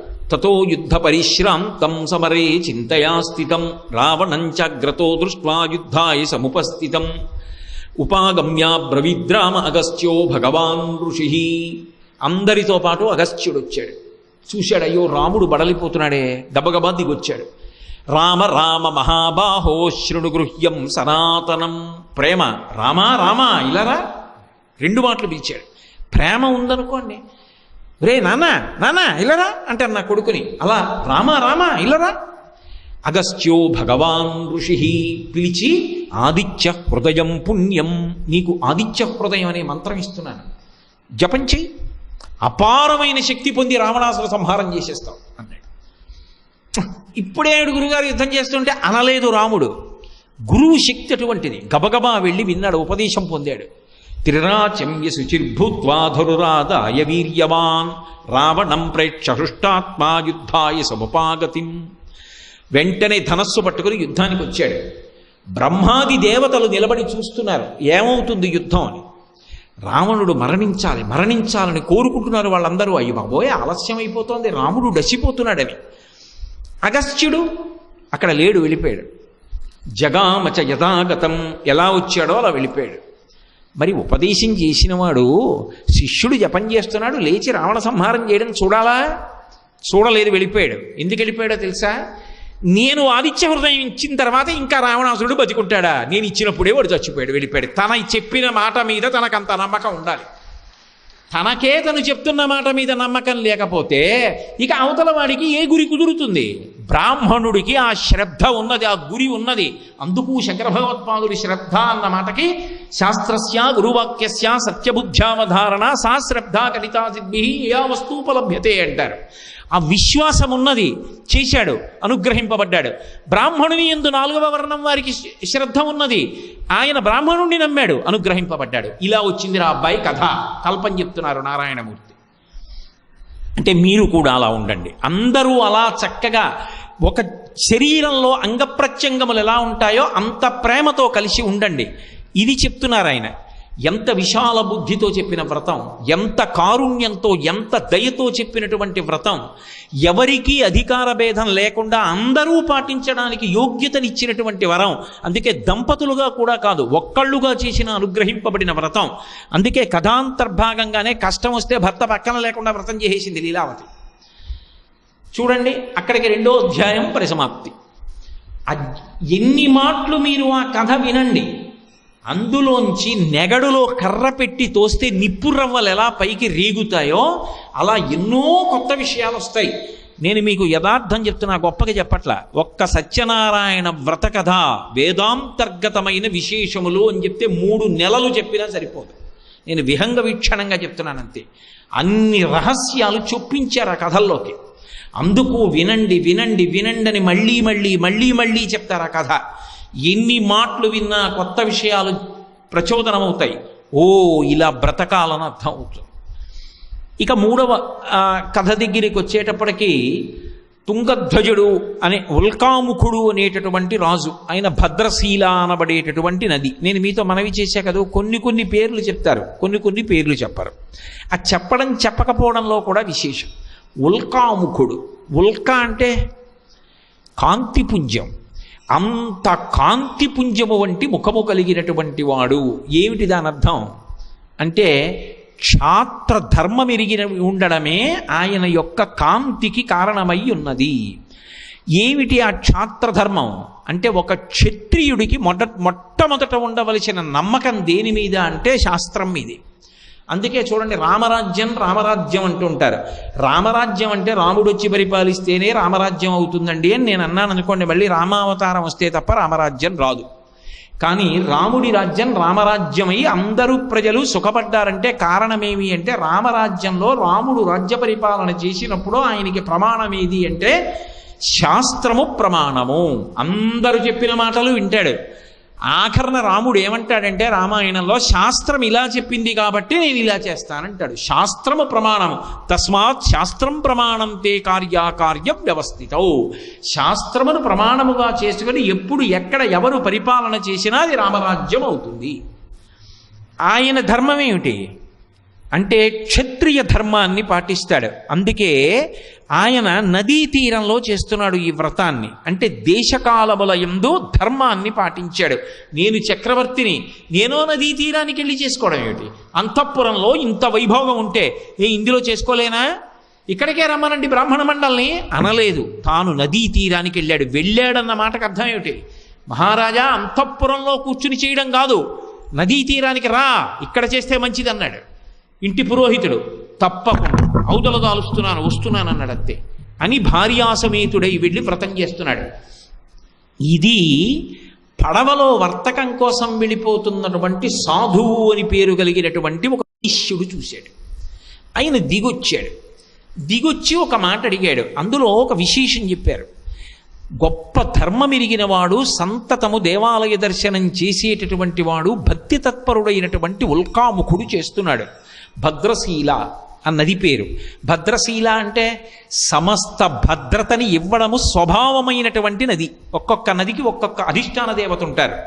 ఆ అధిష్టాన దేవత కొంతమందికి దర్శనమిస్తారు. అలాగే నగరాలకి అధిష్టాన దేవతలు ఉంటారు. ఒకానొకప్పుడు రామచంద్రమూర్తి అవతార పరిసమాప్తి అయిపోయిన తరువాత కుశుడు రాజ్యాన్ని విడిచిపెట్టి, ఆ రాజధానిని విడిచిపెట్టి వేరొక చోటకి వెళ్ళి పడుకుంటే అయోధ్యానగర అధిష్టాన దేవత ఆయనకి కనపడింది. నువ్వు మహారాజువి, ఇక్కడికి ఎందుకు వచ్చావు అని కనపడింది. నగరానికి అధిష్టాన దేవతలు ఉంటారు. అందుకే ఏదైనా ఊరు విడిచిపెట్టి వెళుతున్నాం అనుకోండి, పొలిమేర దాకా వెళ్ళిన తర్వాత అధిష్టాన దేవతకి నమస్కారం చేస్తాం. నేను అన్నవరం వస్తున్నాను అనుకోండి, ప్రతిరోజు కారులో వస్తున్నా కాకినాడ పొలిమేర దాటుతుండగా కారులో చెప్పులు ఇప్పి ఓసారి అమ్మవారికి నమస్కారం చేస్తా. అమ్మ, ఊరి పొలిమేర దాటుతున్నా, ప్రవచనం కోసం పెడుతున్నా, నన్ను మళ్ళీ క్షేమంగా తీసుకురామ్మా అంటాను. మళ్ళీ పొలిమేర దగ్గరికి వెళ్ళేటప్పటికీ మళ్ళీ చెప్పులు ఇప్పి మళ్ళీ అమ్మకి నమస్కారం చేస్తా. అమ్మ, నన్ను క్షేమంగా తీసుకొచ్చావు, నన్ను ఇలాగే కాపాడుతుండంటాను. ఊరి అధిష్టాన దేవతకి నమస్కారం చెయ్యకుండా పొలిమేర విడిచిపెట్టకూడదు, పొలిమేర లోపలికి ప్రవేశించకూడదన్నది శాస్త్రవాక్కు. కాబట్టి ఆయన ఏం చేస్తున్నాడు? ఆ ధర్మనిరత కలిగిన వాడు, అందుకు చేస్తున్నాడు. నదీ తీరం అంతఃపురంలో చేసుకోలేడా? చెయ్యలేదు. నదీ తీరం అంతకన్నా శ్రేష్టము అయినప్పుడు అక్కడే చేస్తాడు. అంటే ఇప్పుడు దేని మీద నమ్మకం? శాస్త్రం మీద నమ్మకం. పునః పునః పునః కథ దేని మీద ఉంచుకుంటోంది? గురువాక్యము శాస్త్రవాక్యము నమ్మడం నేర్చుకో. జీవితంలో మళ్ళీ మళ్ళీ మళ్ళీ మళ్ళీ శ్రద్ధ గురించి మాట్లాడుతున్నారు ఆ కథలో. తప్ప నీ ఇష్టం వచ్చినట్టు ప్రవర్తించవద్దు. నేను ఇలాగే చేస్తానని చెయ్యవద్దు. ప్యాంటు చొక్కాతో చెయ్యకు. చక్కగా పంచకట్టుకో, చొక్కా తీ, బనీన్ తీ, ఉత్తరీయం వేసుకో. పురుషుడు వ్రతం చేసేటప్పుడు, ఈశ్వరారాధన చేసేటప్పుడు గుండెలు కనపడాలి ఈశ్వరుడికి. అలా కూర్చుని చెయ్యి తప్ప అలా చెయ్యవద్దు. అది దోషభూయిష్టం. ఎందుకు అలా చేస్తావు? అది తీసేయడంలో నీకు అభ్యున్నత ఉన్నది. అది నిన్ను కాపాడుతుందా? కాపాడదు. ఎలా శాస్త్రము పలికిందో అలా చేసిన నాడు నీకు అభ్యున్నతి కలుగుతుంది. శ్రద్ధ అన్న మాట మీద ఉంచుకుంటోంది కథ అన్నది మీరు గమనించాలి అక్కడ. అది కేవల కథ కాదు, వేదాంతర్గతమైన ఎన్నో విషయములకు ఆటపట్టు సత్యనారాయణ స్వామి వారి వ్రత కథ. కాబట్టి ఇప్పుడు ఆయన భద్రశీలా నదీ తీరంలో చేస్తున్నాడు. ఈ సాధు వచ్చాడు. ఎందుకు చేస్తున్నావు అని అడిగాడు. అంటే ఆయన కామ్యంగా చేస్తాడు. ఏది చేసినా అంటే నాకు ఈ కోరిక తీరుతుందా అంటే కించిత్ వ్యాపార ధోరణి ఉంది. అయితే ఒక కోరిక తీరాలని భగవంతుడి దగ్గర అనుష్ఠానం చెయ్యొచ్చా? నాకేదో కోరిక అంటే నేను అమెరికా అధ్యక్షుడిని అవ్వాలంటే పేరాశ, అసలు ఉండకూడని కోరిక. నాకు మనవడు పుట్టాలనో కోరిక ఉంది, నా కొడుకు పుట్టాలని. తప్ప నా వంశం నిలబడాలని నేను కోరుకోకూడదా? అది అవసరం, ఉండాలి తప్ప అలా లేకుండా ఉండకూడదు. అప్పుడు దాన్ని అవసరం అంటారు తప్ప కోరికే అనరు. దాన్ని భగవంతుడికి చెప్పవచ్చు, తప్పు లేదు. నేను చెప్పడం ఏమిటి? ఈశ్వరుడు ఒప్పుకున్నాడు. ఆర్తో జిజ్ఞాసురర్థార్థీ జ్ఞానీచ భరతర్షభ, ఈ నలుగురు నా దగ్గరికే వస్తారా అని చెప్పాడు. ఆర్తి కలిగిన వాడు జిజ్ఞాసువు, డబ్బు కావాలనుకున్నవాడు, జ్ఞానము కావాలనుకున్నవాడు నన్ను ఆశ్రయిస్తాడన్నాడు. ఒక అవసరం తీరకపోతే ఎవరికి చెప్పుకుంటామండి? పరమేశ్వరుడికి చెప్పకపోతే ఆయనకే చెప్పాలి. అది తప్పేం కాదు. కానీ అన్ని వేళలా దాని ఒక్కదాని కోసమే వెళ్ళకూడదు. భక్తితో సంతోషంతో కూడా వెళ్ళాలి. నాన్నగారి దగ్గరికి వెళ్ళి అవసరాలు చెప్పచ్చు, కానీ ఏ అవసరం లేకపోయినా నాన్నగారికి ప్రేమతో కాళ్ళు ఒత్తడానికి కూడా ఒక్క రాత్రి అయినా కూర్చోవాలిగా. అవసరం ఉంటేనే నాన్నగారి దగ్గరికి వెడతావా? అవసరం లేకపోయినా నాన్నగారి కాళ్ళు పట్టుకోవాలి కదా. దాని తాత్పర్యాన్ని అలా తీసుకోవాలి. కాబట్టి అప్పుడు అది భక్తి, పండిన భక్తి అవుతుంది. అప్పుడు అసలు మనం అడగక్కర్లేదు. ఏరా అని తండ్రి అడిగిస్తాడు. అది బాగా పరిణితి చెందుతున్నటువంటి భక్తి. కాబట్టి ఇప్పుడు ఆయన అన్నాడు, నాకు సంతానం కావాలి, అందుకు వ్రతం చేస్తున్నాను. అంటే నాకు సంతానం కలిగితే చేస్తానని లేదు, నాకు సంతానం కలిగి తీరుతుంది ఈ వ్రతం చేశాక. ఈశ్వరానుగ్రహం కలిగాక ఎందుకు కలగదు నాకు పుత్ర సంతానం? కాబట్టి ఏదో పుత్ర సంతానం కలగడం కాదు, వంశోద్ధారకుడు, మంచి క్షాత్రధర్మం ఉన్నవాడు, వంశమును తరింప చేయగలిగిన వాడు కావాలి. అటువంటి వంశాంకురము ఈశ్వరానుగ్రహము చేత కలుగుతుంది. కాబట్టి ఇప్పుడు ఆయనకి పిల్లలు పుడితే చేస్తానంట లేదు, ఈ వ్రతం చేస్తున్నాను పుడతారన్నాడు. అంటే ఇది పరిపూర్ణ విశ్వాసం. పరిపూర్ణ విశ్వాసంతో వ్రతం చేస్తున్నాడు. విన్నాడు సాధువు, ఆయన వైశ్యుడు. అంటే వైశ్యుడైనంత మాత్రం చేత అందరికీ అటువంటి ఆలోచన వస్తుందని చెప్పడానికి వీలు లేదు. చూడండి, అదే చమత్కారం. ఆయన పేరేమి? సాధువు. సాధువు అంటే ఏమిటి? శాస్త్రము మీద అపారమైన నమ్మకం ఉన్నవాడిని సాధు పురుషుడు అంటారు. అందుకే భాగవతంలో శుద్ధ సాధులందు శురలందు శృతులందు గోవులందు విప్రకోటియందు ధర్మ పదవియందు తవిలి నాయందు వాడెన్నడలుగు నాడే హింస పొందు అంటారు శ్రీ మహావిష్ణువు. సాధువు అంటే శాస్త్రమునందు పరిపూర్ణమైన విశ్వాసం ఉన్నవాడు. ఈ కథలో ఉన్న చమత్కారం ఏమిటో తెలుసా? పేరుని బట్టి అవతలవాడి సమర్థత చెప్పడం సాధ్యం కాదు. ఎందుచేత? మరోలా అనుకోకండి, నన్ను చూపించి శాస్త్రి గారండి ఆయన అన్నారు అనుకోండి, నాకు ఏ శాస్త్రము రాదు, నేనే శాస్త్రిని. శాస్త్రి అంటే శాస్త్రం ఎరిగినవాడు శాస్త్రి. నన్ను చూపించి ఈయన శాస్త్రి గారండి అంటే, కోటేశ్వర శాస్త్రి గారండి ఈయన అన్నారు అనుకోండి, ఆ శాస్త్రి అన్న మాట నాకు ఎలా అన్వయం అవుతుంది? నాకేమొచ్చు? శాస్త్రి అన్న మాట నన్ను పిలిచినా, ఎవడో శాస్త్రి గారు ఇలా రండి అన్నా కూడా అది నాకు ఎలా అన్వయం అవదో, నా పేరులో శాస్త్రి అని ఉన్నా నేను ఎలా కాలేకపోయానో, అలా పేరున్నంత మాత్రాన గుణం ఉంటుందని అనుకోవద్దు. అలా లేదని ఉండదని అనుకోవద్దు. పేరుని బట్టి ఉండదు. దీన్నే బహుశా తరువాతి కాలంలో all the glitters is not gold అన్న ప్రొవెర్బ్ ఇంగ్లీష్లోకి తీసుకొచ్చారేమో. మెరిసేదంతా బంగారం కాదు అని. పేరు సాధువు, లోపల శాస్త్రమునందు విశ్వాసము పూర్ణత్వంతో లేదు. కాబట్టి ఆయన ఏమన్నాడంటే, నాకు సంతానము కలిగితే చేస్తాను. ఆయన సంతానము కలుగుతుంది ఈశ్వరానుగ్రహం కోసం చేస్తున్నాను అంటే ఆయనకి అపనమ్మకం లేదు. కలడందురు దీనుల ఎడ కలడందురు పరమయోగి గణముల పాలిన్ కలడందురు అన్ని దిశలను కలండనెడువాడు కలడో లేడో కొద్దిగా అనుమానం. అందుకని కలిగితే చేస్తాను. చటుక్కన చేసేస్తే డబ్బు అనవసరంగా ఏమైపోతే ఓ చిన్న అనుమానం లోపల, అంటే పూర్ణ విశ్వాసం కాదు. పేరు సాధువు అయినా చూశాడు ఈశ్వరుడు. అంటే ఈయన ఈ మాట మాత్రం ఎందుకన్నాడు అంటే, పెళ్ళై చాలా కాలం అయింది, పిల్లలు లేరు. ఇప్పుడు ఆయన చూశాడు, పోన్లేరా. ఆయన దయామయుడు కదూ, నాలా కఠినంగా కూడా మాట్లాడు కదా ఆయన.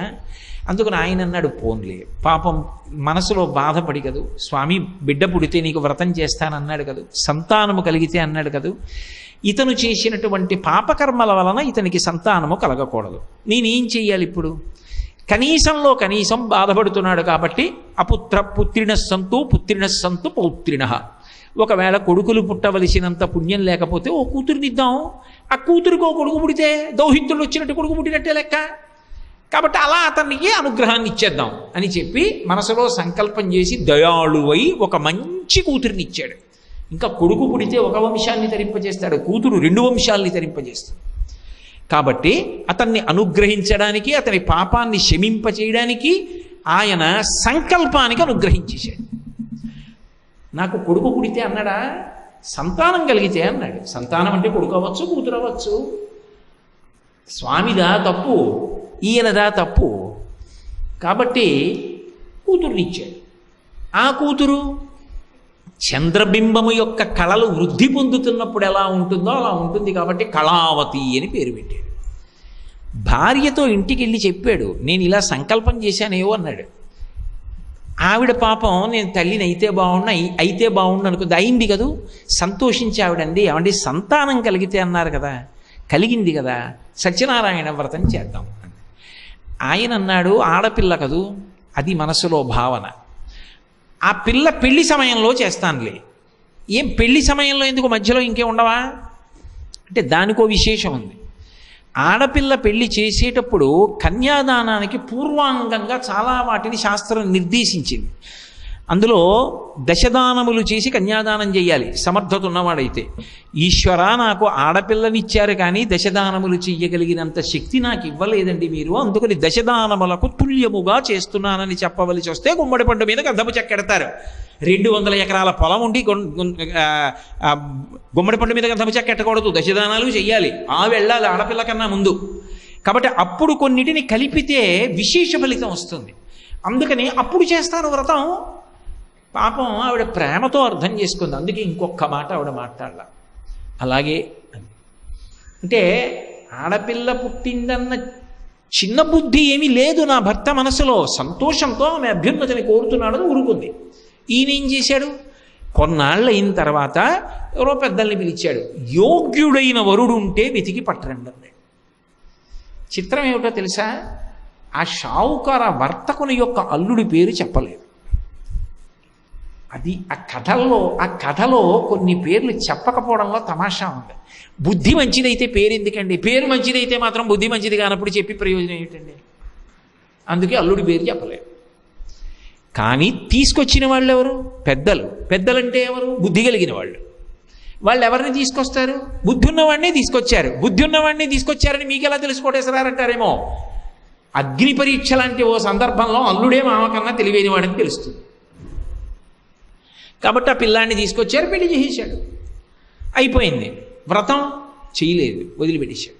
ఎందుకని, మనసులో ఏదో భావన ఉంది, అందుకని వదిలేశాడు. వదిలేసి అయిపోయిందిగా మన అవసరం అంతా, కూతురు పెళ్లి కూడా చేసేసాం కదా, భగవంతుడు బహుశా నా భక్తికే సంతోషించేసి ఉంటాడు, ఇప్పుడు మళ్ళీ అదంతా ఎందుకు అల్లరి అనుకున్నాడు, వదిలిపెట్టేశాడు. అయిపోయింది. ఈశ్వరుడు అలా చూస్తూనే ఉంటాడు. ఇక్కడ మీరు నన్ను ప్రశ్న ఇచ్చి ఏమంటే ఒక్క వ్రతం చేయకపోతే తక్కువ వచ్చిందండి, అన్నవరంలో ఇన్ని వ్రతాలు అవుతున్నాయి కదా, ఊరుకోవచ్చు కదా సత్యనారాయణ స్వామి. ఆయనకి కావలసింది వ్రతం కాదు, కర్మ కాదు, ఆయనకి కావలసింది ఆయన్ని బాగు చేయడం కావాలి. అయ్యో నా వ్రతం బరువు అనుకుంటాడేమిటి పిచ్చాడు, ఇంకా ఇంకా ఇంకా వృద్ధిలోకి తీసుకురావడానికి ఓ కర్మ చేయిద్దామని నేను అనుకుంటాను, చేయను మొర్రు అని పారిపోతాడేమిటి. అది ఆయన దయ తప్ప పాడు చేయడం ఆయన ఉద్దేశ్యం కానే కాదు. అందుకు చూస్తున్నాడు, చూడరా వీడి తమాషా, ఇన్నిచ్చాను నా వ్రతం బరువు అయింది, అది చేస్తే ఇంకెన్నిద్దినో వీడికి ఈ బుద్ధి కుదరట్లేదురా ఎలా అని చూస్తున్నాడు. ఈయన అల్లుడిని కూడా తీసుకుని వర్తకానికి వెళ్ళాడు. అంటే ఇంటి దగ్గర ఎవరు ఉండిపోయారు, భార్య కూతురు ఉండిపోయారు. అల్లుడిని కూడా తీసుకుని వర్తకానికి వెళ్ళాడు. అంటే మీకు ఏమర్థం అవుతుంది దీన్ని బట్టి, ఇల్లరికం వచ్చాడు ఇంచుమించు అల్లుడు. లేకపోతే తన ఊరు పోయి తాను వర్తకం చేయొద్దు, మామగారితో కలిసి వర్తకానికి బయలుదేరాడు. ఇద్దరూ కలిసి ఎక్కడికి వెళ్ళారు, రత్నసానుపురానికి వెళ్ళారు. దాన్ని పరిపాలించేవాడు చంద్రకేతు మహారాజు. మీకు ఆ పేర్లలోనే తెలియట్లేదండి, చంద్రుణ్ణి కేతువు పట్టుకుంటాడు, శాశ్వతంగా కాదు, కొద్దిగా వదిలిపెట్టేస్తాడు తర్వాత. కాబట్టి అది రత్నసానుపురం. అంటే బాగా పదును పెడితేనే రత్నానికి శోభ. ఇప్పుడు పదును ఎక్కిస్తారు సాధువుని, నిజమైన సాధువుని చేస్తాడు ఈశ్వరుడు. ఎక్కడికెడితే జరుగుతుందో అక్కడికి వెళ్ళాడు. కాబట్టి తాత్కాలికంగా గ్రహణం పడుతుంది, కానీ వదిలిపెట్టేస్తుంది, బింబం ప్రకాశిస్తుంది, బెంగ పెట్టుకోకు. పేర్లలో ఎంత సంకేతం అండి. వెళ్ళాడు, వర్తకం చేద్దాం అనుకున్నాడు, నదిని దాటాడు, ఆవతల ఊర్లో దిగాడు, ఇంకా మొదలుపెట్టలేదు. ఈలోగా ఆ రోజు రాత్రి మహారాజు గారి కోటలో దొంగలు పడ్డారు. ఆ దొంగలు ధనాన్నంతటినీ తీసుకుని పారిపోతుంటే రక్షక భటులు వెంటబడ్డారు. ఆ పారిపోతున్న దొంగలు చేతిలో మూటలు ఉంటే పట్టుకుంటారని ఊరు చివరికి వెళ్ళి పడవలోంచి ద్రవ్యాలన్నీ దింపుకుని అక్కడ పడుకున్నటువంటి ఈ మామ అల్లుళ్ళ యొక్క సంబారాల మధ్యలో ఈ ధనపు మూటలు బారేసి వాళ్ళు పారిపోయారు. వాళ్ళు రాగానే ముందు ధనం కనబడింది. ఎవర్రా ఇక్కడ అన్నారు, వీళ్ళిద్దరు కనబడ్డారు, విదేశస్తులు కదా, కాబట్టి మాట యాస ఉంటుంది, నదీ తీరంలో ఉన్నారు, పడవ ఉంది, సంబారాలు ఉన్నాయి, కాబట్టి ఇదంతా కూడా దొంగ సత్తు అయి ఉంటుంది, ఇలాగే ఎత్తుకొచ్చి ఉంటారు ఎక్కడి నుంచో. ఇదిగో మనం ఒక్క 10 నిమిషాలు ఆలస్యం అయితే పట్టుకుపోతారు అనమాట, నది దాటే ఎదురు చీకట్లో. వెంటనే పట్టుకున్నారు, రాజుగారి దగ్గరికి తీసుకొచ్చారు. సాక్ష్యం వాళ్ళ దగ్గర దొరికింది కదా, వీళ్ళని కారాగారంలో పారైందంట, అందులో పడేశారు.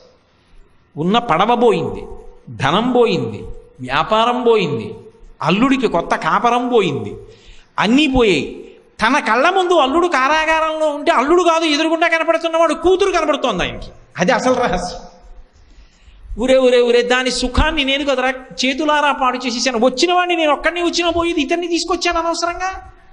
పాపం ఇప్పుడు పిల్లంత ఏడుస్తోందో, మా ఆవిడెంత ఏడుస్తోందో, ఈ అల్లుడు నన్నెందుకు తీసుకొచ్చావా బాబు నువ్వు, నా మానాన్ని నేను ఎక్కడికో పోదును కదా అని అన్నాడని కథలో లేదు. అది ఆయన పెద్దరికం. పిల్లవాడు కానీ మామను నిందించలేదు. మామగారు కాలం కలిసి వస్తుందన్నాడు, కారాగారంలో ఉన్నాడన్నది అంతరార్థం. అన్నీ చెప్పక్కర్లా, మీరు శీలవైభవాన్ని కథా గమనాన్ని బట్టి గమనించాలి రామాయణంలాగా. కానీ అక్కడ ఊళ్ళో ఉండిపోయినటువంటి వైశ్యుడి భార్య, వైశ్యుడి కూతురు అష్టకష్టాలు పడుతున్నారు, దొంగలు పడ్డారు, ఐశ్వర్యం అంతా పోయింది, వాళ్ళు ఎంతో బాధపడుతున్నారు. ఆ వైశ్యుడి యొక్క భార్య రోగములు రుష్టుల చేత బాధపడుతోంది. ఆ పిల్ల 10 ఇళ్లలో పని చేసి ద్రవ్యాన్ని తీసుకొస్తోంది. ఒకరోజు రాత్రి కొంచెం ఆలస్యంగా వచ్చింది. ఏమమ్మా, తల్లి అన్న తర్వాత మరి సంస్కారం కదా, ఏమమ్మా భర్త చూస్తే ఎక్కడున్నాడో తెలియదు, తిరిగా రాలేదు, కొత్తగా పెళ్ళయింది, నువ్వు ఆ చీకటి పడిన తర్వాత ఆలస్యంగా వచ్చావు, నా మనసు అసలే కుంది ఉంది, నీ నడవడి నన్ను మరింత ఖేద పెడుతోంది, ఎందుకు ఆలస్యమైందని అడిగింది. తల్లి హృదయం గమనించింది కూతురు. ఎంత పవిత్రమైన వాక్కులు చూడండి, ఎక్కడ విలితి ప్రసంగాలు ఉండవు. అంటే మనుష్యుల మనస్సులు మంచివి, కానీ భర్త చేసిన దోషం ఇక్కడ కట్టి కుడుపుతోంది. అంటే ఆ కథ ఏం చెప్తోంది? మా ఆవిడికి పూజలు అలవాటండి, నేను చెయ్యననే అనకు. ఎందుకనంటే పూజ చెయ్యవలసింది భార్య కాదు, ముందు నువ్వు. ధర్మపత్ని సమేతస్య అనుంది, కానీ కల్పంలో ధర్మపతి సమేతస్య అని లేదు. అంటే నువ్వు పూజ చేస్తే నీ కుటుంబానికి శ్రీరామ రక్ష, నువ్వు తప్పు చేస్తే నీ కుటుంబానికి శిక్ష. ఆయన తప్పు చేశాడు, వీళ్ళు బాధపడుతున్నారు. కానీ పాపం ఆవిడ సంస్కారం పోలేదు. ఒక యజమాని గృహస్థాశ్రమంలో ఎలా బ్రతకాలో చెప్పకుండా చెప్తోంది కథ. ఇప్పుడు ఆవిడ అడిగింది, కూతురంది, అమ్మా నేను అలా పని చేసి వస్తూ ఉంటే ఒక బ్రాహ్మణ గృహంలో సత్యనారాయణ వ్రతం జరుగుతోందమ్మా. అది చూసి ఆ కథ విని నా కష్టాలు కూడా పోవాలి, నా భర్త నీ భర్త అంటే నాన్నగారు కనపడాలి అని కోరుకుని ప్రసాదం తెచ్చానమ్మా అంది. తల్లి తింది, తాను తింది. ఆవిడికి గుర్తొచ్చింది, ఓ రేపు సత్యనారాయణ వ్రతం చేద్దాం, మనం వ్రతం చేయలేదు అందుకే ఇన్ని కష్టాలు వచ్చాయి. అంటే ఈశ్వరుడు కష్టాన్ని ఎందుకు ఇచ్చాడంటే, ఈశ్వరుని యందు కృతజ్ఞతా దోషం ఉందనుకోండి కట్టి కుడిపేస్తుంది. ఈశ్వరుని ఎందే కాదు, మనిషి పాడైపోయేది దేనివల్ల అంటే కృతజ్ఞత వల్ల పాడైపోతాడు. అందుకే రామాయణం కిష్కింధకాండలో లక్ష్మణస్వామి మాట అంటాడు, బ్రహ్మగ్నేచ సురాపేచ చోరే భగ్నవ్రతే తదా నిష్కృతిర్విహితా సిద్భి కృతజ్ఞో నాస్తి నిష్కృతి.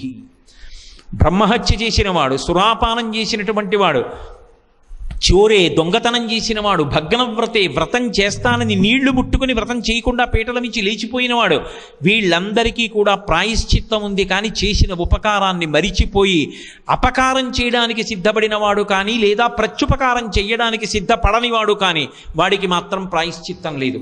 కృతజ్ఞనో నాస్తి నిష్కృతి. భయంకర దోషంలో పడిపోయాడు సాధువు. నేను చేసిన ఉపకారం మరిచిపోయాడు, పతనమైపోతాడు. అలా పతనమైపోకుండా నేను ఒక లీల నడుపుతాను. అందుకే లీలయా వితతం విశ్వం ఏన తస్మై నమో నమః. స్వామి లీల చేసి మళ్ళీ మమ్మల్ని రక్షిస్తుంటావు, కాబట్టి నేను ఒక చిన్న లీల చేస్తాను, చేసి వీళ్ళందరినీ శాశ్వతంగా కాపాడతాను. కష్టం ఇస్తే గుర్తొస్తుంది. ఇప్పుడు ఆవిడికి వ్రతం చెయ్యాలని గుర్తొచ్చింది, వెంటనే రేపే చేస్తాను. ఆవిడ ఎప్పుడైతే వ్రతం చేస్తానని సంకల్పం చేసిందో, ఎప్పుడైతే పదార్థములను తెప్పించుకుని వ్రతం చేసిందో, పరమేశ్వరుడు ప్రీతి చెందాడు. మీ ఆయన చేయలేదుగా అని అడగలేదు. ఆమె చేసిన దేని కొరకు చేసింది? నా కొరకని చేయదు. ఇది సనాతన ధర్మంలో స్త్రీ యొక్క గొప్పతనం. స్త్రీ పెళ్ళికి ముందు వ్రతాలు చేస్తుంది. దేనికోసం? ఉత్తముడైన భర్త కోసం. పెళ్ళైన తర్వాత వ్రతాలు చేస్తుంది. ఎవరి కోసం? భర్త ఆయుర్దాయం కోసం, భర్త అభ్యున్నతి కోసం, తన అత్తవారింటి సుఖం కోసం, తన పుట్టింటి సుఖం కోసం. మరి తన సుఖం వేరుగా లేదు, వాళ్ళ సుఖం తన సుఖం. ఇది స్త్రీ యొక్క ఔదార్యం. అందుకే నెలకి 3 వానల్లో ఒక వాన స్త్రీ వలన పడతాయి. అంత గొప్పగా కీర్తించింది వేదం స్త్రీని. ఉపనయనం పురుషుడికి పెట్టారు, ఎందుకనంటే వాడు ప్రయత్నపూర్వకంగా గాయత్రి చీరా అంటే తప్ప వెళ్ళి కూర్చోడు. ఆడదానికి ఉపనయనం పెట్టాల. ఎందుకు పెట్టలేదో తెలుసా? పెట్టకపోయినా పిల్ల తెల్లవారు లేచి అమ్మకి సాయం చేస్తుంది, కళాపి చల్లుతుంది, ఊడుస్తుంది, ముగ్గు పెడుతుంది, నాన్నగారికి పువ్వులు కోస్తుంది, పూజకు అక్కడ పెడుతుంది, మడిబట్ట ముందు రోజు ఆరేస్తుంది, నాన్నగారండి పేటేశానండి అంటుంది. ఇవన్నీ చేయడం గాయత్రి కాదా? అందుకని అక్కర్లేదు ఉపనయనం. అంత మర్యాదనిచ్చారు. అయినప్పుడు ఇప్పుడు ఆమె భర్త సుఖాన్ని కోరుతోంది, కూతురు సుఖాన్ని కోరుతోంది. మీ ఆయన చేయలేదు, నేను ఇవ్వాలంటే ఎలా? ఎంత ధర్మమో చూడండి. పరవశించిపోయాడంతే పరమాత్మ. అందుకని ఎక్కడ సాధువు కారాగారంలో ఉన్నాడో అక్కడ మహారాజుకి కల్లో కనబడ్డాడు. ఒక్కటే మాట చెప్పాడు, వాళ్ళు నా భక్తులు, రేపు సూర్యోదయానికి విడిచిపెడితే బాగుపడతావు, లేకపోతే భ్రష్టుడు అవుతావు. ఆయన భయపడ్డాడు. మంత్రుల్ని పిలిచాడు, అందరినీ పిలిచాడు. ఆ కారాగారంలో పెట్టిన వాళ్ళ మీద విచారణ లేదు. ఈశ్వర వాక్కు నాకు ప్రమాణమో. కలలో కనపడి చెప్పాడు, వాడు దొంగ కాదా, వాడి పడవలో దొరికాయా దొరకలేదా నాకు అనవసరం. తీసుకొచ్చాడు, క్షురకర్మ చేయించాడు, తలస్నానం చేయించాడు, కొత్త బట్టలు ఇచ్చాడు. మీరు వ్యాపారం చేస్తే ఈ పాటికి ఎంత లాభం సంపాదిద్దరో అంత లాభంతో కలిపి మీరు తెచ్చుకున్న ద్రవ్యంతో కలిపి మీకు ఇచ్చేశాను, పట్టుకుని మీ ఊరు వెళ్ళిపోండి అని పంపించేశాడు. ఎక్కడి ఫలితం? ఇంటి దగ్గర ఇల్లాలు చేసినటువంటి పుణ్యం. అందుకే లలితా సహస్రనామ స్తోత్రంలో పులోమజార్చిత అనొక నామం. ఇంద్రుడు ఇంద్ర పదవిలో ఎందుకుంటాడు అంటే శచీదేవి చేసేటటువంటి అమ్మవారి ఆరాధన వలన ఇంద్రుడికి ఇంద్ర పదవి లభించింది. ఇల్లాలు చేసేటటువంటి భక్తి, ఆమె చెప్పుకున్న నామం, ఆమె అమ్మవారి దగ్గర వేసిన కించెత్ పసుపు, భర్త పాదాలకి చేసిన నమస్కారం ఆమెని ఆమె కుటుంబాన్ని అంత కాపాడతాయి. ఇప్పుడు సాధువు విడుదలయ్యాడు, అల్లుడితో కలిసి పడవలో బయలుదేరాడు. కొంత దూరం వచ్చాడు. ఏమైనా మార్పు వచ్చిందా? ఇతని భార్యలో వచ్చింది, ఇతనిలో వచ్చిందా ఏమైనా? ఒక్కసారి చూడాలనుకున్నాడు పరమాత్మ. సన్యాసి వేషంలో వచ్చాడు. ఏమి సత్యనారాయణుడిగా రాకూడదా? సత్యనారాయణుడిగా వస్తే కాళ్ళ మీద పడిపోతాడు.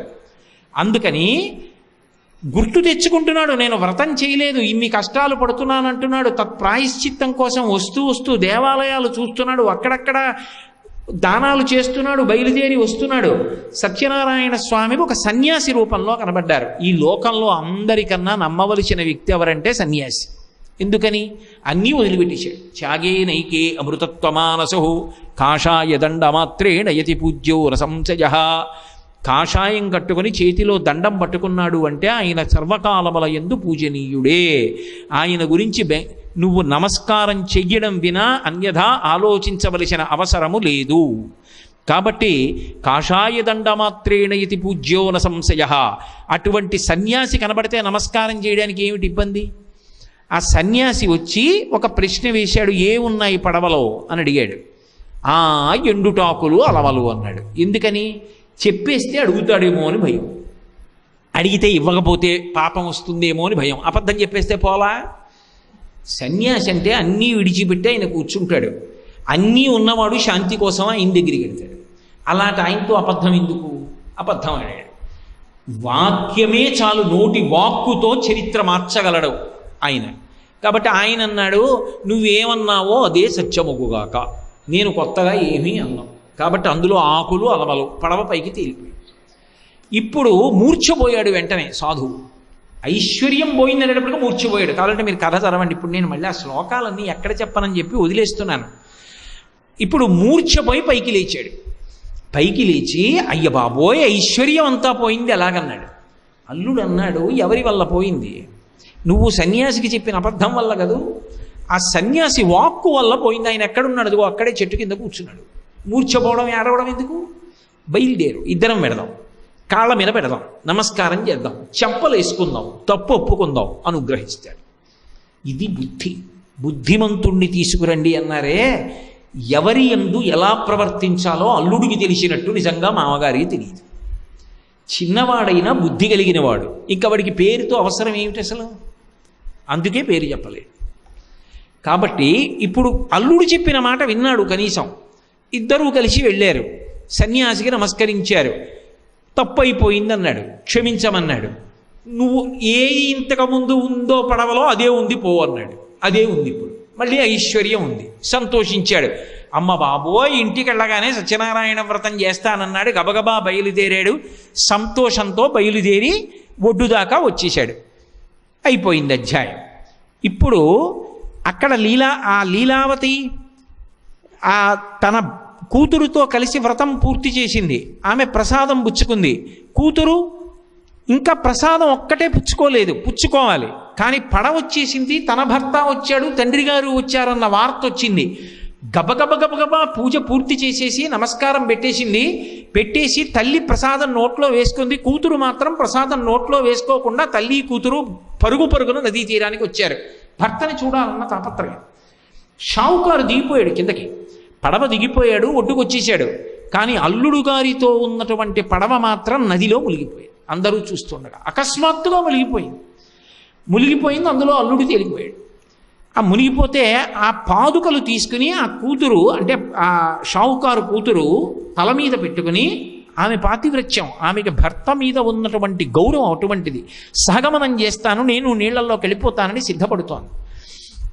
వెంటనే అశరీరవాణి వినపడింది. అశరీరవాణి అంటే ఆకాశంలోంచి వినపడింది అని.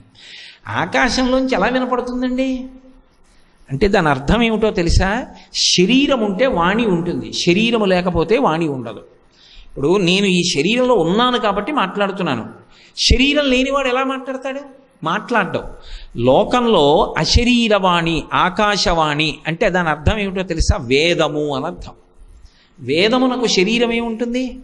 కానీ వేదము చేత చెప్పబడినది ప్రమాణం. కానీ వేదము ఒక స్త్రీ రూపాన్ని ధరిస్తే అమ్మవారికి నమస్కారం చేస్తూ ఉంటుంది. శృతి సీమంత సింధూరీకృతపాత అబ్జధూళిక అని. శృతివాక్కు ఆకాష్ అంటే అంతటా వ్యాపించిన పరబ్రహ్మము అని. పరబ్రహ్మము యొక్క వాక్కు వేదవాక్కు. ఆ వేదమునకు శరీరము లేదు, అది పరమాత్మయే. పరమాత్మ వాక్కు అంటే సత్యనారాయణ స్వామి వారి వాక్కు. అమ్మా నువ్వు వ్రతం చేశావు, ప్రసాద తిరస్కారం చేసి వచ్చావు, అందుకే నీ భర్త పడిపోయాడు నదిలో.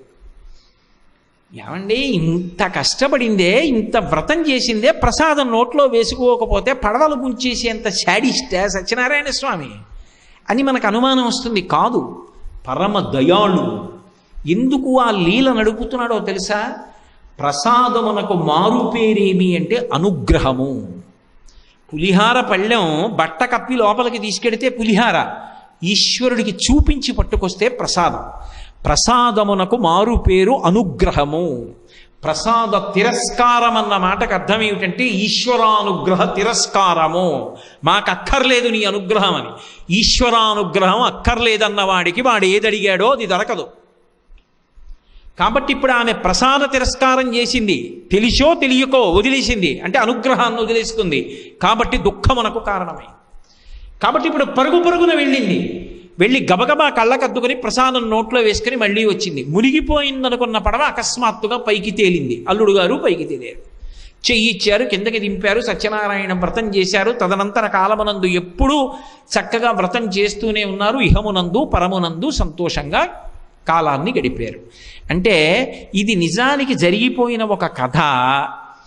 కథని చెప్తూ, కథ అబద్ధం అనకూడదు సుమండి, కథ చెప్తూ అనేకమైనటువంటి మన జీవితమునందు సమన్వయం చేసుకుని మనం లబ్ధి పొందవలసినటువంటి విషయములను ప్రతిపాదన చేయడం జరుగుతోందా?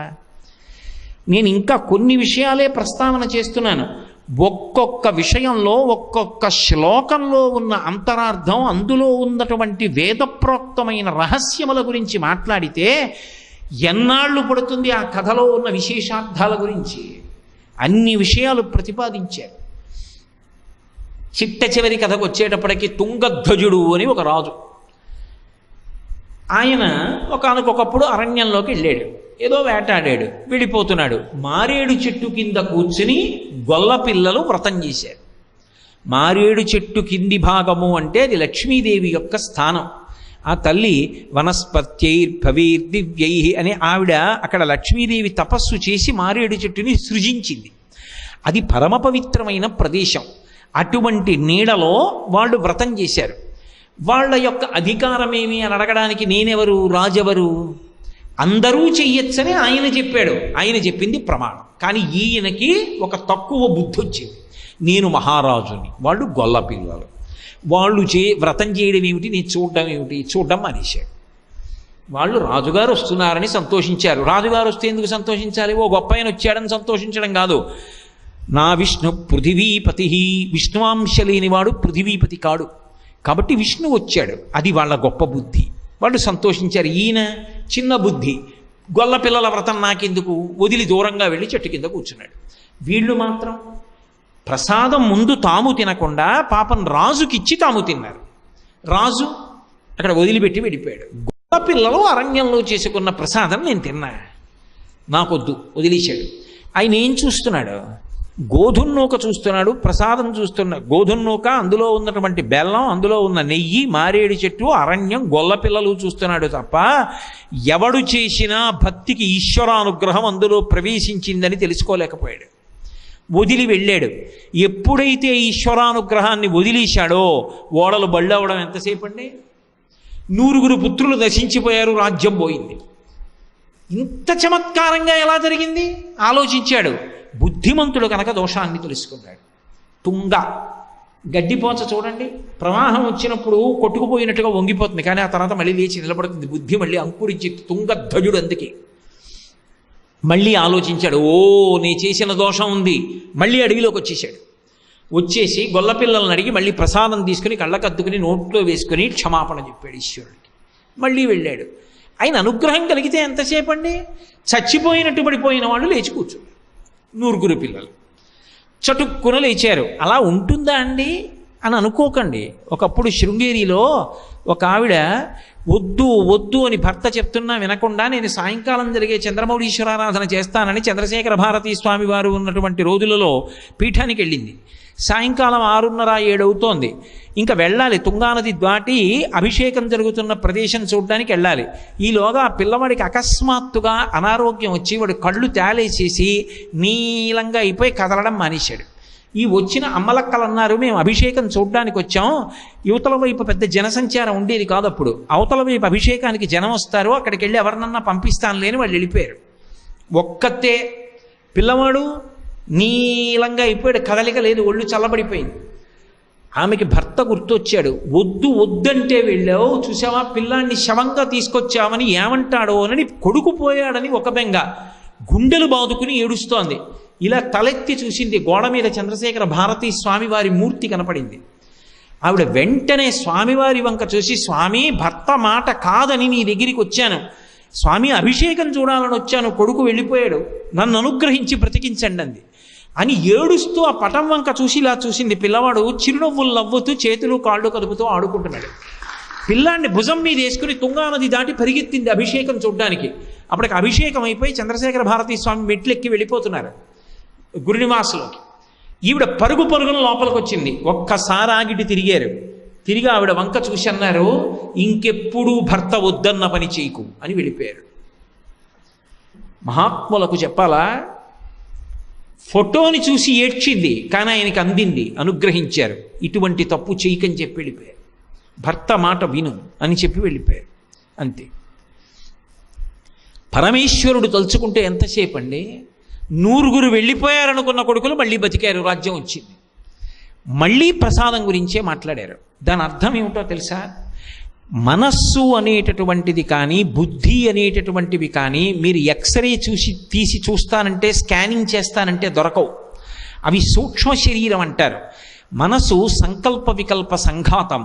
అది ఎప్పుడు ఏవో సంకల్పాలు చేస్తూ ఉంటుంది, వదిలేస్తూ ఉంటుంది. బుద్ధి నిర్ణయం చేస్తుంది. ఈ రెండిటి వల్లే మనిషి జీవితం ఆధారపడి ఉంటుంది. మన ఏవ మనుష్యాణం కారణం బంధమోక్షయోహో. ఆ మనసు వలననే మనిషి తరించినా పాడైపోయినా. అటువంటి మనసులో ఉత్తమ సంకల్పాలు వచ్చాయనుకోండి, ఉత్తమ కర్మలు చేస్తాడు. బుద్ధి పరిపుష్టమైందనుకోండి, మంచి నిర్ణయాలు చేస్తుంది. అందుకే మనం ఏ పని చెయ్యండి, చిట్ట చివర ఏ మంత్రంతో పూర్తి చేస్తామంటే ప్రచోదయాత్ అని గాయత్రితో పూర్తి చేస్తాం. అంటే ఈ చేసిన పని వలన మా బుద్ధులు దైవము వలన ప్రేరేపింపబడుగాక, మంచి ఆలోచనలు వచ్చుగాక. ఎలా వస్తాయి అంటే మనం ఈశ్వరుడికి ఏది నివేదన చేశామో అదే ప్రసాదంగా తింటాం. తిన్నప్పుడు అది లోపలికి ఎడుతుంది. లోపలికి వెళ్ళి అందులో ఉన్నటువంటి 6వ భాగము మనసుగా బుద్ధిగా మారుతుంది. మారి ఇప్పటి వరకు నీ సమస్యకి పరిష్కారం నీ బుద్ధికి తట్టనేది తడుతుంది. ఆ బుద్ధికి పరిష్కారము తట్టగానే ఆ మార్గంలో వెడతావు. సమస్య విడిపోయి పరిష్కారం లభించి ప్రశాంతత పొందుతావు. నాకు ప్రసాదం వద్దు, అనుగ్రహం వద్దు, బుద్ధికి ప్రచోదనం ఉండదు కాబట్టి సుఖపడలేవు, కాబట్టి ప్రసాద తిరస్కారము చేయవద్దు. నువ్వు ఎక్కడ ఉన్నా ప్రసాదము నీకు లభించగానే కళ్ళకద్దుకొని నోట్లో వేసుకోవడం అలవాటు చేసుకో. ప్రసాదం అంటే కేవలము భౌతిక పదార్థము కాదు, అది ఈశ్వరానుగ్రహం అని గుర్తెరిగి ఉండు. అందుకే మన దేశంలో అంత ప్రఖ్యాతి ప్రసాదానికి. ఎక్కడికి వెళ్ళనివ్వండి, పట్టుకొచ్చి ప్రసాదం ఇస్తే కళ్ళకద్దుకుని వెంటనే నోట్లో వేసుకుంటారు. ఎక్కడ పడితే అక్కడ ప్రసాదాలు ఇవ్వకూడదు. ప్రసాద తిరస్కారము జరుగుతుందన్న అనుమానం ఉన్న చోట ప్రసాదం ఇవ్వడము ఈశ్వరుని యొక్క అనుగ్రహమునకు కళంకమే. వెంటనే ఆస్తిక్య బుద్ధితో సంతోషంగా అందుకుని కళ్ళకద్దుకుని నోట్లో వేసుకుని ఉన్నటువంటి వాళ్ళు ఉన్న ప్రదేశముల యందు మాత్రమే ప్రసాదాన్ని పంపిణీ చెయ్యాలి. తప్ప చెప్పులు వేసుకుని ప్రసాదం పుచ్చుకోవడం, చెప్పులు రక్షిస్తాయా? నాతో వచ్చాయా, నాతో వెళ్ళిపోతాయా? చెప్పులు కాదు ప్రధానం, నీ బ్రతుకు ప్రధానం.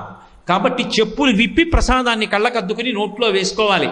ఎక్కడ ఎలా ఉండాలో అలా ఉండడం నేర్చుకుంటేనే అభ్యున్నతి.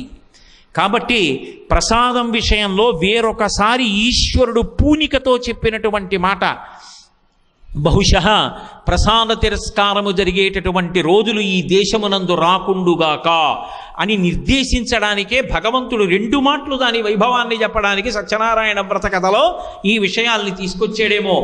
ఇన్ని విషయములను లోపల గుదిగుచ్చి అద్భుతంగా అందించినటువంటి కథ సత్యనారాయణ స్వామి వారి యొక్క వ్రత కథ. ఇప్పుడు మీకు ఈ కథలో నేను విహంగ వీక్షణంగా శ్లోకాల జోలికి కూడా వెళ్లకుండా కొన్ని విషయాల్ని మాత్రమే స్పృశించాను. నిజంగా మీరు ఎన్ని మాటలు వ్రతం చేసినా, ఎన్ని మాటలు కథ విన్నా, ఎన్ని మాటలు శ్లోకాలు చదివినా అందులోంచి మీకు ఒక కొత్త విషయం ద్యోతకమవుతుంటే, మీరు దాన్ని అనుష్ఠాన పర్యంతంలోకి తెచ్చుకుంటుంటే అది జీవితాల్ని ఎంత అభ్యున్నతి పదం వైపుకి నడిపించి సత్యనారాయణ స్వామి వారి శాశ్వత అనుగ్రహానికి కారణమవుతుందో ఆలోచించండి. అందుకే కల్పము ఎలా చెప్పిందో అలాగే చేసుకోండి అని పెద్దలు చెప్పడానికి కారణం అది. అంత గొప్ప సత్యనారాయణ స్వామి వారి యొక్క వ్రతం. ఈ క్షేత్రంలో సత్యనారాయణ స్వామి వారి వ్రతానికి అంత వైభవం. కేవలము సత్యనారాయణ స్వామి వారి వ్రతము వినా ఇంకొకటి ఇక్కడ ఉండదన్నది కాదు నా భావన. నిన్న మీతో మనవి చేశాను. వైకోం వెడితే మహాదేవుడికి విందులు, గురువాయూరు వెడితే నారాయణీయాన్ని పారాయణ చేస్తారు, తిరుమల వెడితే హుండీలో వేస్తారు, కాశీ వెడితే రామేశ్వరం నుంచి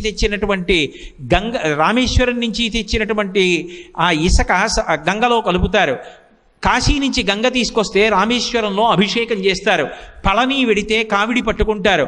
ఒక్కొక్క క్షేత్రమునందు ఒక్కొక్క దానికి ప్రఖ్యాతి ఉంటుంది. అన్నవర క్షేత్రంలో సత్యనారాయణ స్వామి వారి యొక్క వ్రతం ప్రఖ్యాతి. ఇక్కడ నేను ఇందాక ఇంట్లో చేసినటువంటి వ్రతములకు సంబంధించినటువంటి దేశకాల నియమములతో అన్వయం ఉండదు. ఇది దేవాలయ ప్రాంగణం కనుక ఉదయం నుంచి రాత్రి వరకు ఎప్పటి వరకు వ్రతం చేసినా ఈశ్వరానుగ్రహానికి కారణమే అవుతుంది. అంత గొప్ప క్షేత్రం.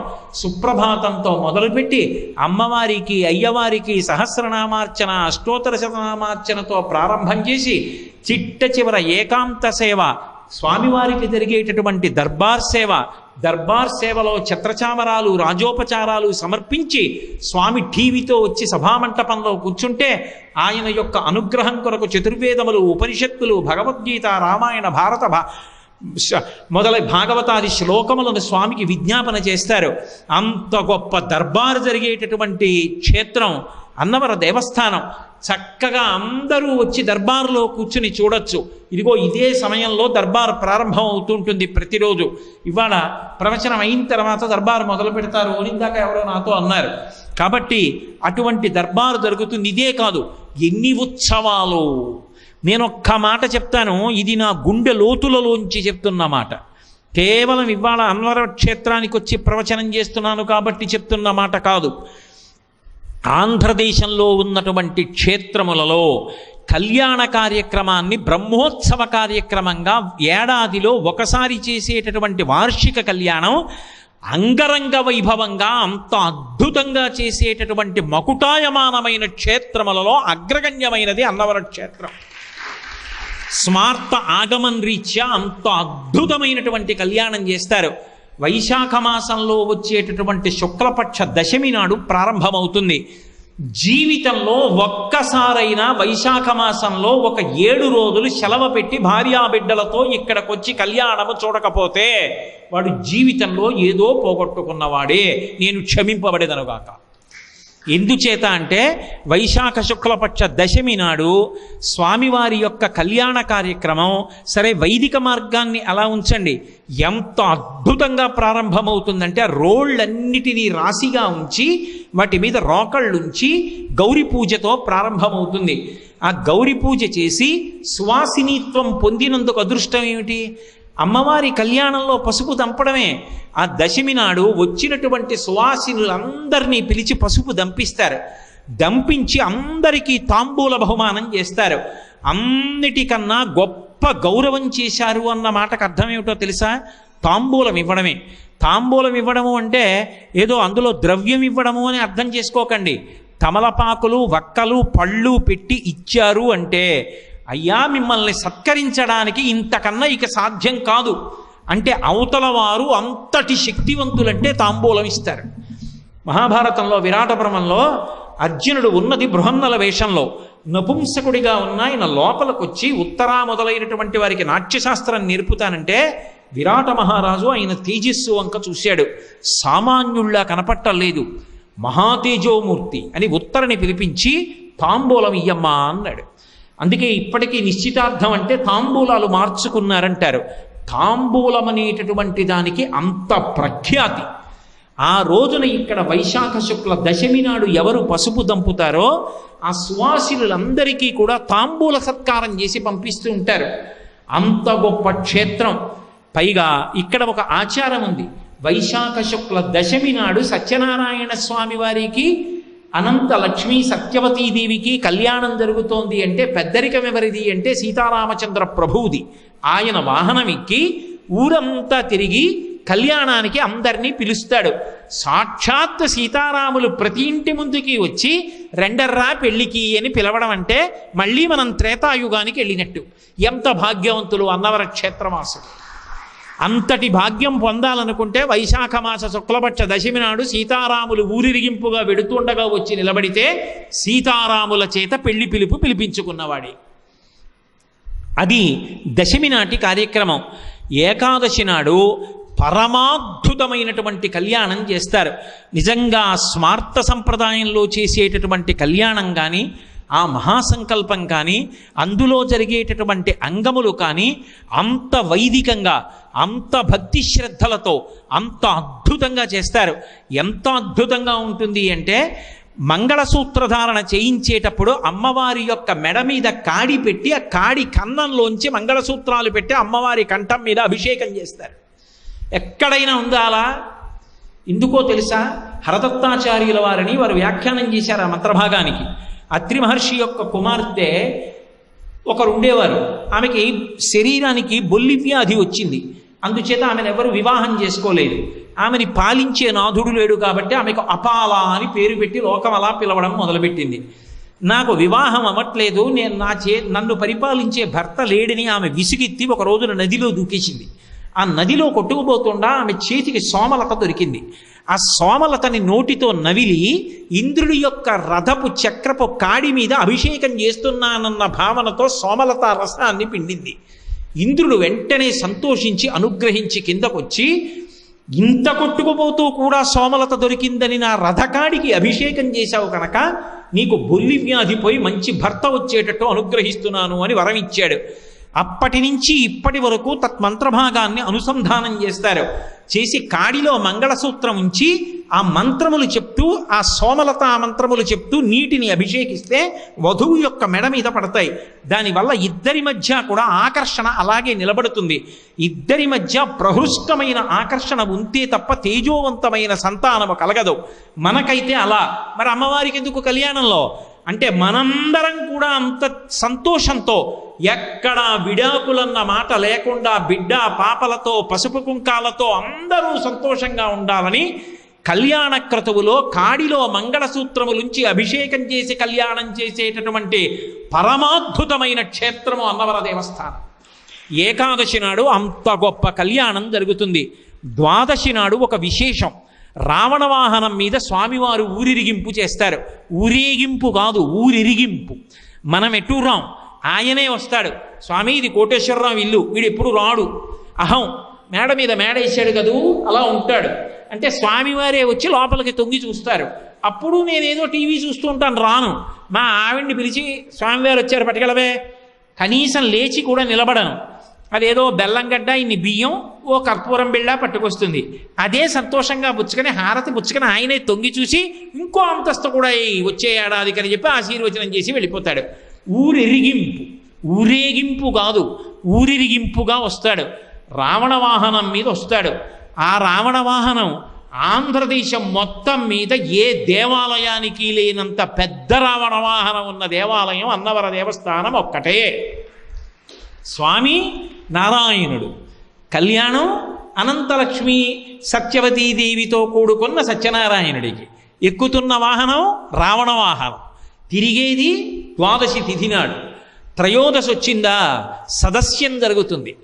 అసలు నిజంగా సదస్యానికి అభినవ భువన విజయం అని పిలుస్తారు. అన్నవరంలో కొన్ని వందల మంది విద్వాంసులు వచ్చి ఆ సదస్యంలో సభ తీరుస్తారు. సభ తీర్చి ఆశీర్వచనాలు పలుకుతారు. అద్భుతమైనటువంటి పద్యాలు చదువుతారు. వాళ్ళందరినీ కూడా అప్పటి నుంచి ఇప్పటి వరకు ఆ ఇనుగంటి వంశీయులందరూ కూడా వచ్చి సత్కారాలు చేస్తూ ఉంటారు. అంత గొప్ప సదస్యం త్రయోదశి తిథి నాడు జరిగేటటువంటి క్షేత్రం ఈ క్షేత్రం. అలాగే త్రయోదశి తిథి నాడు ఒక విశేషం ఉంది. పొన్నవాహనం మీద తిరుగుతాడు స్వామి. పొన్నవాహనం అనేటప్పటికీ మనకు అందరికీ ఏం గుర్తొస్తుంది? శ్రీకృష్ణుని యొక్క బాల్యలీలలన్నీ గుర్తొస్తాయి. పొన్నవాహనం మీద ఊరిరిగింపు జరుగుతుంది. చతుర్దశి తిథి వచ్చింది అంటే ఆ రోజున స్వామి వనవిహారం చేస్తాడు. పరమోత్కృష్టంగా ఉంటుంది ఆ వనవిహారం.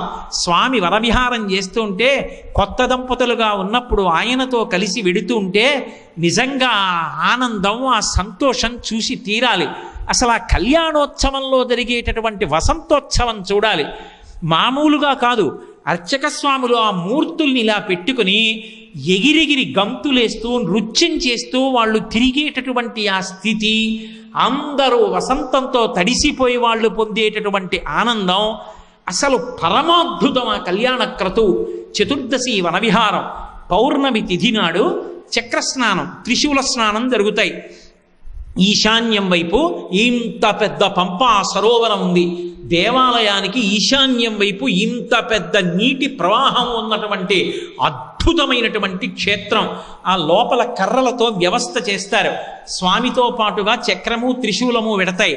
ఆ స్నానం చేస్తున్నప్పుడు భక్తులందరూ కూడా స్నానం చేస్తారు. ఆ పౌర్ణమి నాడు స్నానం, తర్వాత బహుళపక్షం వస్తుంది.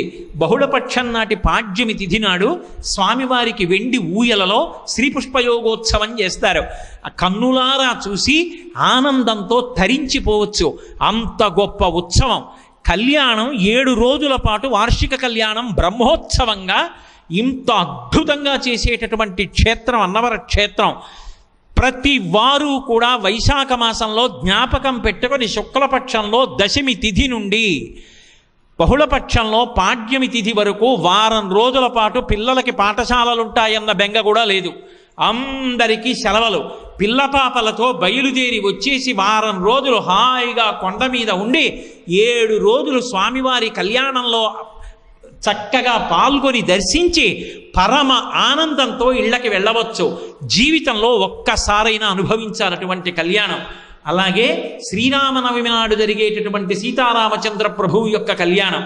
ఇక్కడ విశేషం ఏమిటంటే, వెండి పల్లకీలో సీతారాములు వస్తారు ఎదురుకోలుగా. ఎప్పుడు?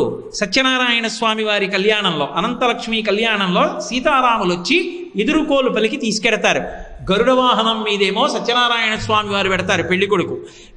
ఏనుగు వాహనం మీద, గజవాహనం మీదేమో అమ్మవారిడుతుంది. అమ్మవారిని అయ్యవారిని 2 వాహనాల మీద కళ్యాణ మంటపంలోకి తీసుకెడుతుంటే పెళ్లికి పెద్దరికంగా సీతారామచంద్ర ప్రభు పల్లకీలో ఎదురుకోలు చేసి తీసుకెడతాడు. నిజంగా ఉత్సవాలు ఒక్కసారి చూడొద్దండి జీవితంలో. పుట్టినందుకు, ఈశ్వరుడు కళ్ళిచ్చినందుకు ఒక్క వారం రోజులు భార్యాపిల్లలతో వచ్చి ఇక్కడ ఇవన్నీ చూసి ఇన్ని సాంస్కృతిక కార్యక్రమాలు, ప్రసాదం, భోజనాలు చక్కగా అనుభవించి ఇసకేస్తే రాలనంత మందితో ఆ కళ్యాణ కార్యక్రమం అలా జరుగుతుంటే మనం తరించిపోం. అంత అద్భుతమైనటువంటి కళ్యాణం. సీతారామ కళ్యాణం జరిగితే సత్యనారాయణ స్వామి వారిది పెద్దరికం.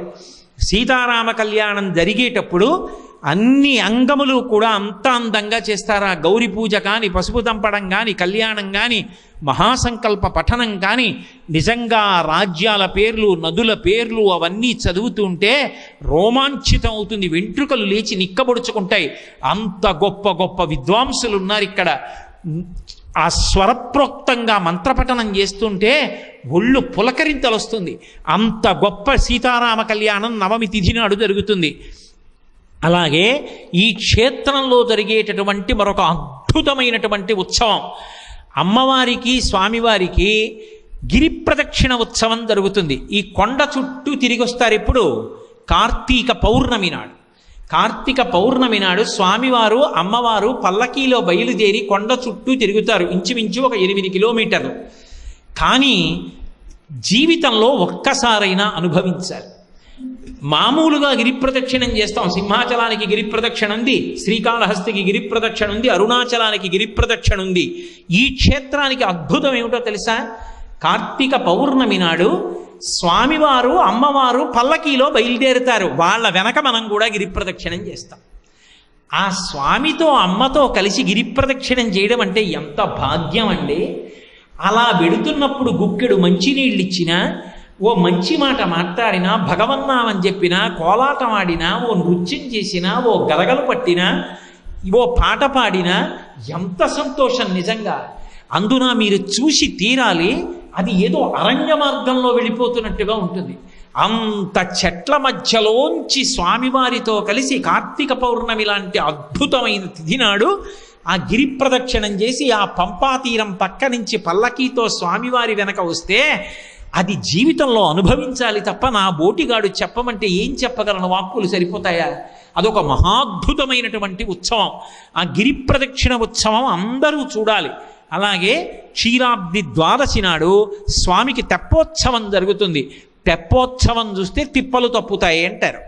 ఎందుకు చూడాలి అంటే మన తిప్పలు పోవడం కోసం. మన తిప్పలంటే ఏదో ఒక పని మీద అలా తిరుగుతూ ఉండడమే. ఆ పనవదు విసుగొచ్చేస్తూ ఉంటుంది, తల కొట్టుకుంటూ ఉంటాడు.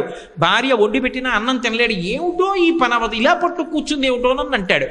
అన్ని తిప్పలు పడుతున్న వాడి తిప్పలన్నీ దేనితో పోతాయంటే తెప్పోత్సవం చూస్తే పోతాయి. ఎందుకని అంటే స్వామి మహాప్రసన్నుడై ఉంటాట. ఎప్పుడు వసంతోత్సవం జరిగినా తెప్పోత్సవం జరిగినా. వసంతోత్సవంలో వసంతం ఆడుతున్నప్పుడు అంత సంతోషంగా ఉంటాడు. అందుకే కొత్తగా పెళ్ళైన దంపతుల్ని వసంతోత్సవానికి తీసుకెడతారు తిరుమల లాంటి క్షేత్రాల్లో. ఇక్కడికి వచ్చి వసంతోత్సవంలో పాల్గొని వసంతం జల్లుకుంటే ఎన్ని జన్మలు ఎత్తినా అనుకూలవతి అయిన భార్య లభిస్తుంది. స్త్రీకి చక్కటి మనసిరిగి ప్రవర్తించి చేయి పట్టుకున్నందుకు మంచి మంచి పనులు చేసి పుణ్య సముపార్జన చేయించగలిగిన భర్త దొరుకుతాడు. అంత గొప్ప తెప్పోత్సవం. నిజంగా తెప్పోత్సవ వైభవం చూసి తీరాలి. అంత గొప్ప పడవ. ఆ పడవలో వెండితో తయారు చేయబడినటువంటి హంస అన్నట్టుగా ఉంటుంది.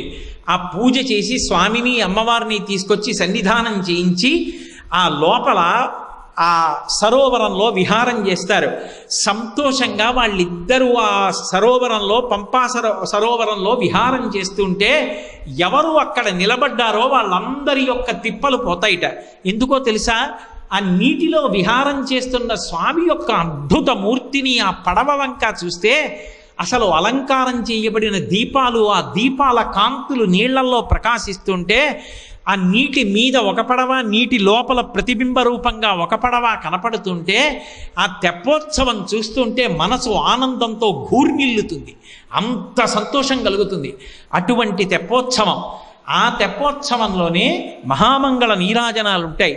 పెద్ద బల్లకట్టు కట్టి దాని మీద గంగహారతులు ఇస్తుంటే కాశీపట్టణంలో ఎలా హారతులు ఎత్తుతారో అలా అర్చక స్వాములందరూ నిలబడి ఏకహారతి దగ్గర నుంచి మొదలుపెట్టి చిట్ట చివర కుంభహారతి వరకు అలా స్వామికి అక్కడ ఉన్నటువంటి ఆ పంపా సరోవరంలో ఉన్నటువంటి జల ప్రవాహానికి గంగామాతగా భావన చేసి హారతులు ఎత్తుతారు.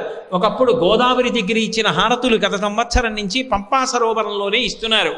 ఆ కార్తీక పౌర్ణమి నాడు ఇచ్చేటటువంటి ఆ హారతులు పరమాద్భుతంగా ఉంటాయి. అటువంటి హారతులు చూడవచ్చు. ఇవన్నీ కూడా ఈ దేవస్థానంలో జరిగేటటువంటి ఉత్సవాలు. అలాగే ఆవిర్భావ దినం నాడు స్వామివారికి ప్రత్యేకమైనటువంటి హోమాలు జరుగుతాయి. ఆ హోమాలు చేసి పూర్ణాహుతి చేస్తారు. శ్రావణ మాసంలో శుక్లపక్షంలో విధియా తిథి నాడు మఖానక్షత్రంలో స్వామి దర్శనమిచ్చి ప్రకాశించారు. ఇప్పటికీ కూడా ఆవిర్భావ దినోత్సవాన్ని అన్నవర క్షేత్రం పరమాద్భుతంగా చేస్తుంది.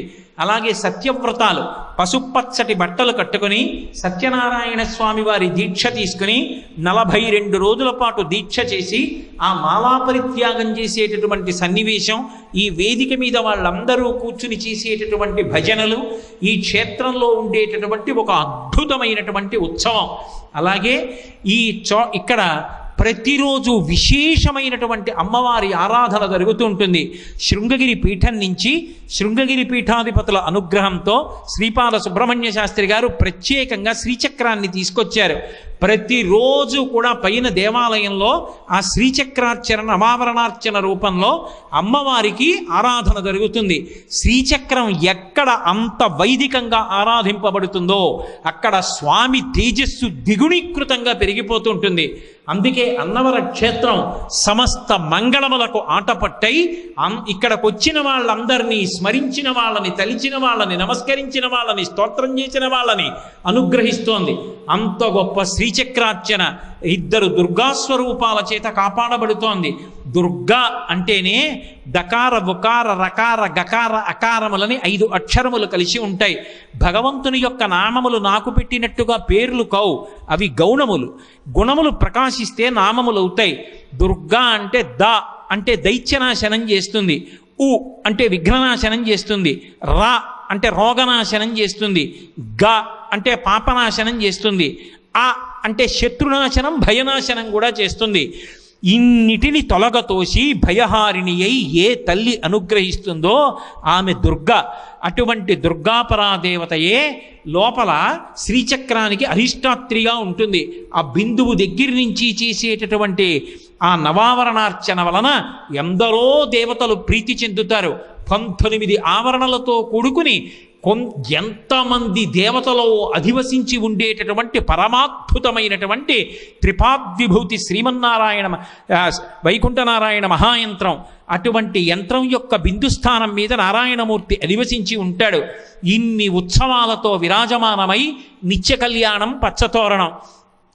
ఎన్ని వేల పెళ్ళిళ్ళు అన్నవరంలో పెళ్లి చేసుకుంటే ఎదర జీవితానికి ఏ ఇబ్బంది ఉండదనేటటువంటి పరిపూర్ణమైన విశ్వాసంతో జానుడి చోటు దొరికితే చాలు ప్రాంగణమంతా నిండిపోయి ఎంతమంది నూతన వధూవరులు గృహస్థాశ్రమంలో ప్రవేశించడానికి ఈ కొండ ఆలవాలమవుతోందో, ఎంతమంది వచ్చి ఈ కొండ మీద నిద్ర చేస్తారో, సుప్రభాతం నుంచి ఏకాంత సేవ వరకు దర్బార్ సేవ చూసి తరించిపోతుంటారో, వచ్చిన వారందరికీ కూడా అన్నపూర్ణమ్మ పెడుతోందా అన్నట్టుగా అన్నదానం చేసి అన్నదాన ప్రసాదాన్ని భక్తులకు అందచేస్తూ ఉంటారు. ఇటువంటి క్షేత్రం, ఇంత పరమాద్భుతమైన క్షేత్రం, నవవసంత శోభావిలసిత ప్రదేశంలా ప్రకృతి అందాలకు ఆటపట్టు. ఆ పైన నిలబడి చూస్తే ఆకుపచ్చని అంచుతో ఆకుపచ్చని చీర ఎర్రటి అంచుతో ఉన్నది భూకాంత కట్టుకుందా అన్నట్టుగా పచ్చటి పొలాలు, ఆ మధ్యలో ఏదో అనేక కాళ్లతో రోకలి బండ పాకి వెళ్ళిపోతోందా అన్నట్టుగా రైలు పట్టాల మించి వెళ్ళిపోతున్నటువంటి రైలు, దాని మీద ఎర్రటి రంగుతో ఉన్నటువంటి ఆ బస్సులు వెళ్ళిపోతుంటే ఎర్రంచున్న ఆకుపచ్చ బట్ట కట్టుకున్న భూదేవి దర్శనమిస్తోందా అన్నట్టుగా ఉంటుంది. చుట్టూ పెద్ద పెద్ద వృక్షాలు ఆకాశాన్ని చుంబిస్తున్నాయా అన్నట్టుగా ఉన్నటువంటి రాజగోపురం, చక్రాన్ని పైన చిహ్నముగా కలిగినటువంటి సూర్యభగవానుడు, బాలాత్రిపుర సుందరి దేవాలయాలు, శూల చిహ్నం కలిగినటువంటి గణపతి శివాలయాలు, మధ్యలో చక్రచిహ్నితమైనటువంటి విమానంతో కూడుకున్నటువంటి పరమాద్భుతమైన ఆ స్వామివారి ప్రధాన రాజగోపురం, క్షేత్రపాలకుడైనటువంటి సీతారామచంద్ర ప్రభువు, కింద వనదుర్గ, ఆ కింద కనకదుర్గ, ఆ కింద నీరెళ్ళమ్మ, ఇంత గొప్ప రత్నాచలం, ఇంతకన్నా గొప్ప కొండ, ఇంతకన్నా స్వామి, ఇంత అందుబాటులో ఉన్న దైవం, కొంగున కట్టుకున్నటువంటి బంగారం, ఇంత గొప్ప క్షేత్రం, ఇంత గొప్ప క్షేత్రానికి వచ్చి కొత్త సంవత్సరం ప్రారంభం కాగానే ఈ చైత్రమాసంలో ఇంత గొప్ప గొప్ప తిథులు నడుస్తుండగా వసంత నవరాత్రులలో శ్రీ వీరవెంకట సత్యనారాయణ స్వామి, ఆయన యొక్క పరివార దేవతలు ఈ క్షేత్ర వైభవం గురించి మాట్లాడడానికి నన్ను అనుగ్రహించినటువంటి పరమాత్మ యొక్క పాదములకు సాంజలిబంధకంగా నా శిరసు తాటించి నమస్కరిస్తూ, ఈ క్షేత్రాన్ని మనందరం కూడా కంకణం కట్టుకుని భక్తి ప్రపత్తులతో కాపాడుకుని వృద్ధిలోకి తెచ్చుకోవాలి. ఈశ్వరుడు అనుగ్రహించడం ఒకెత్తు, ఆ క్షేత్రాన్ని వాడుకుని చక్కగా రక్షణ చేసి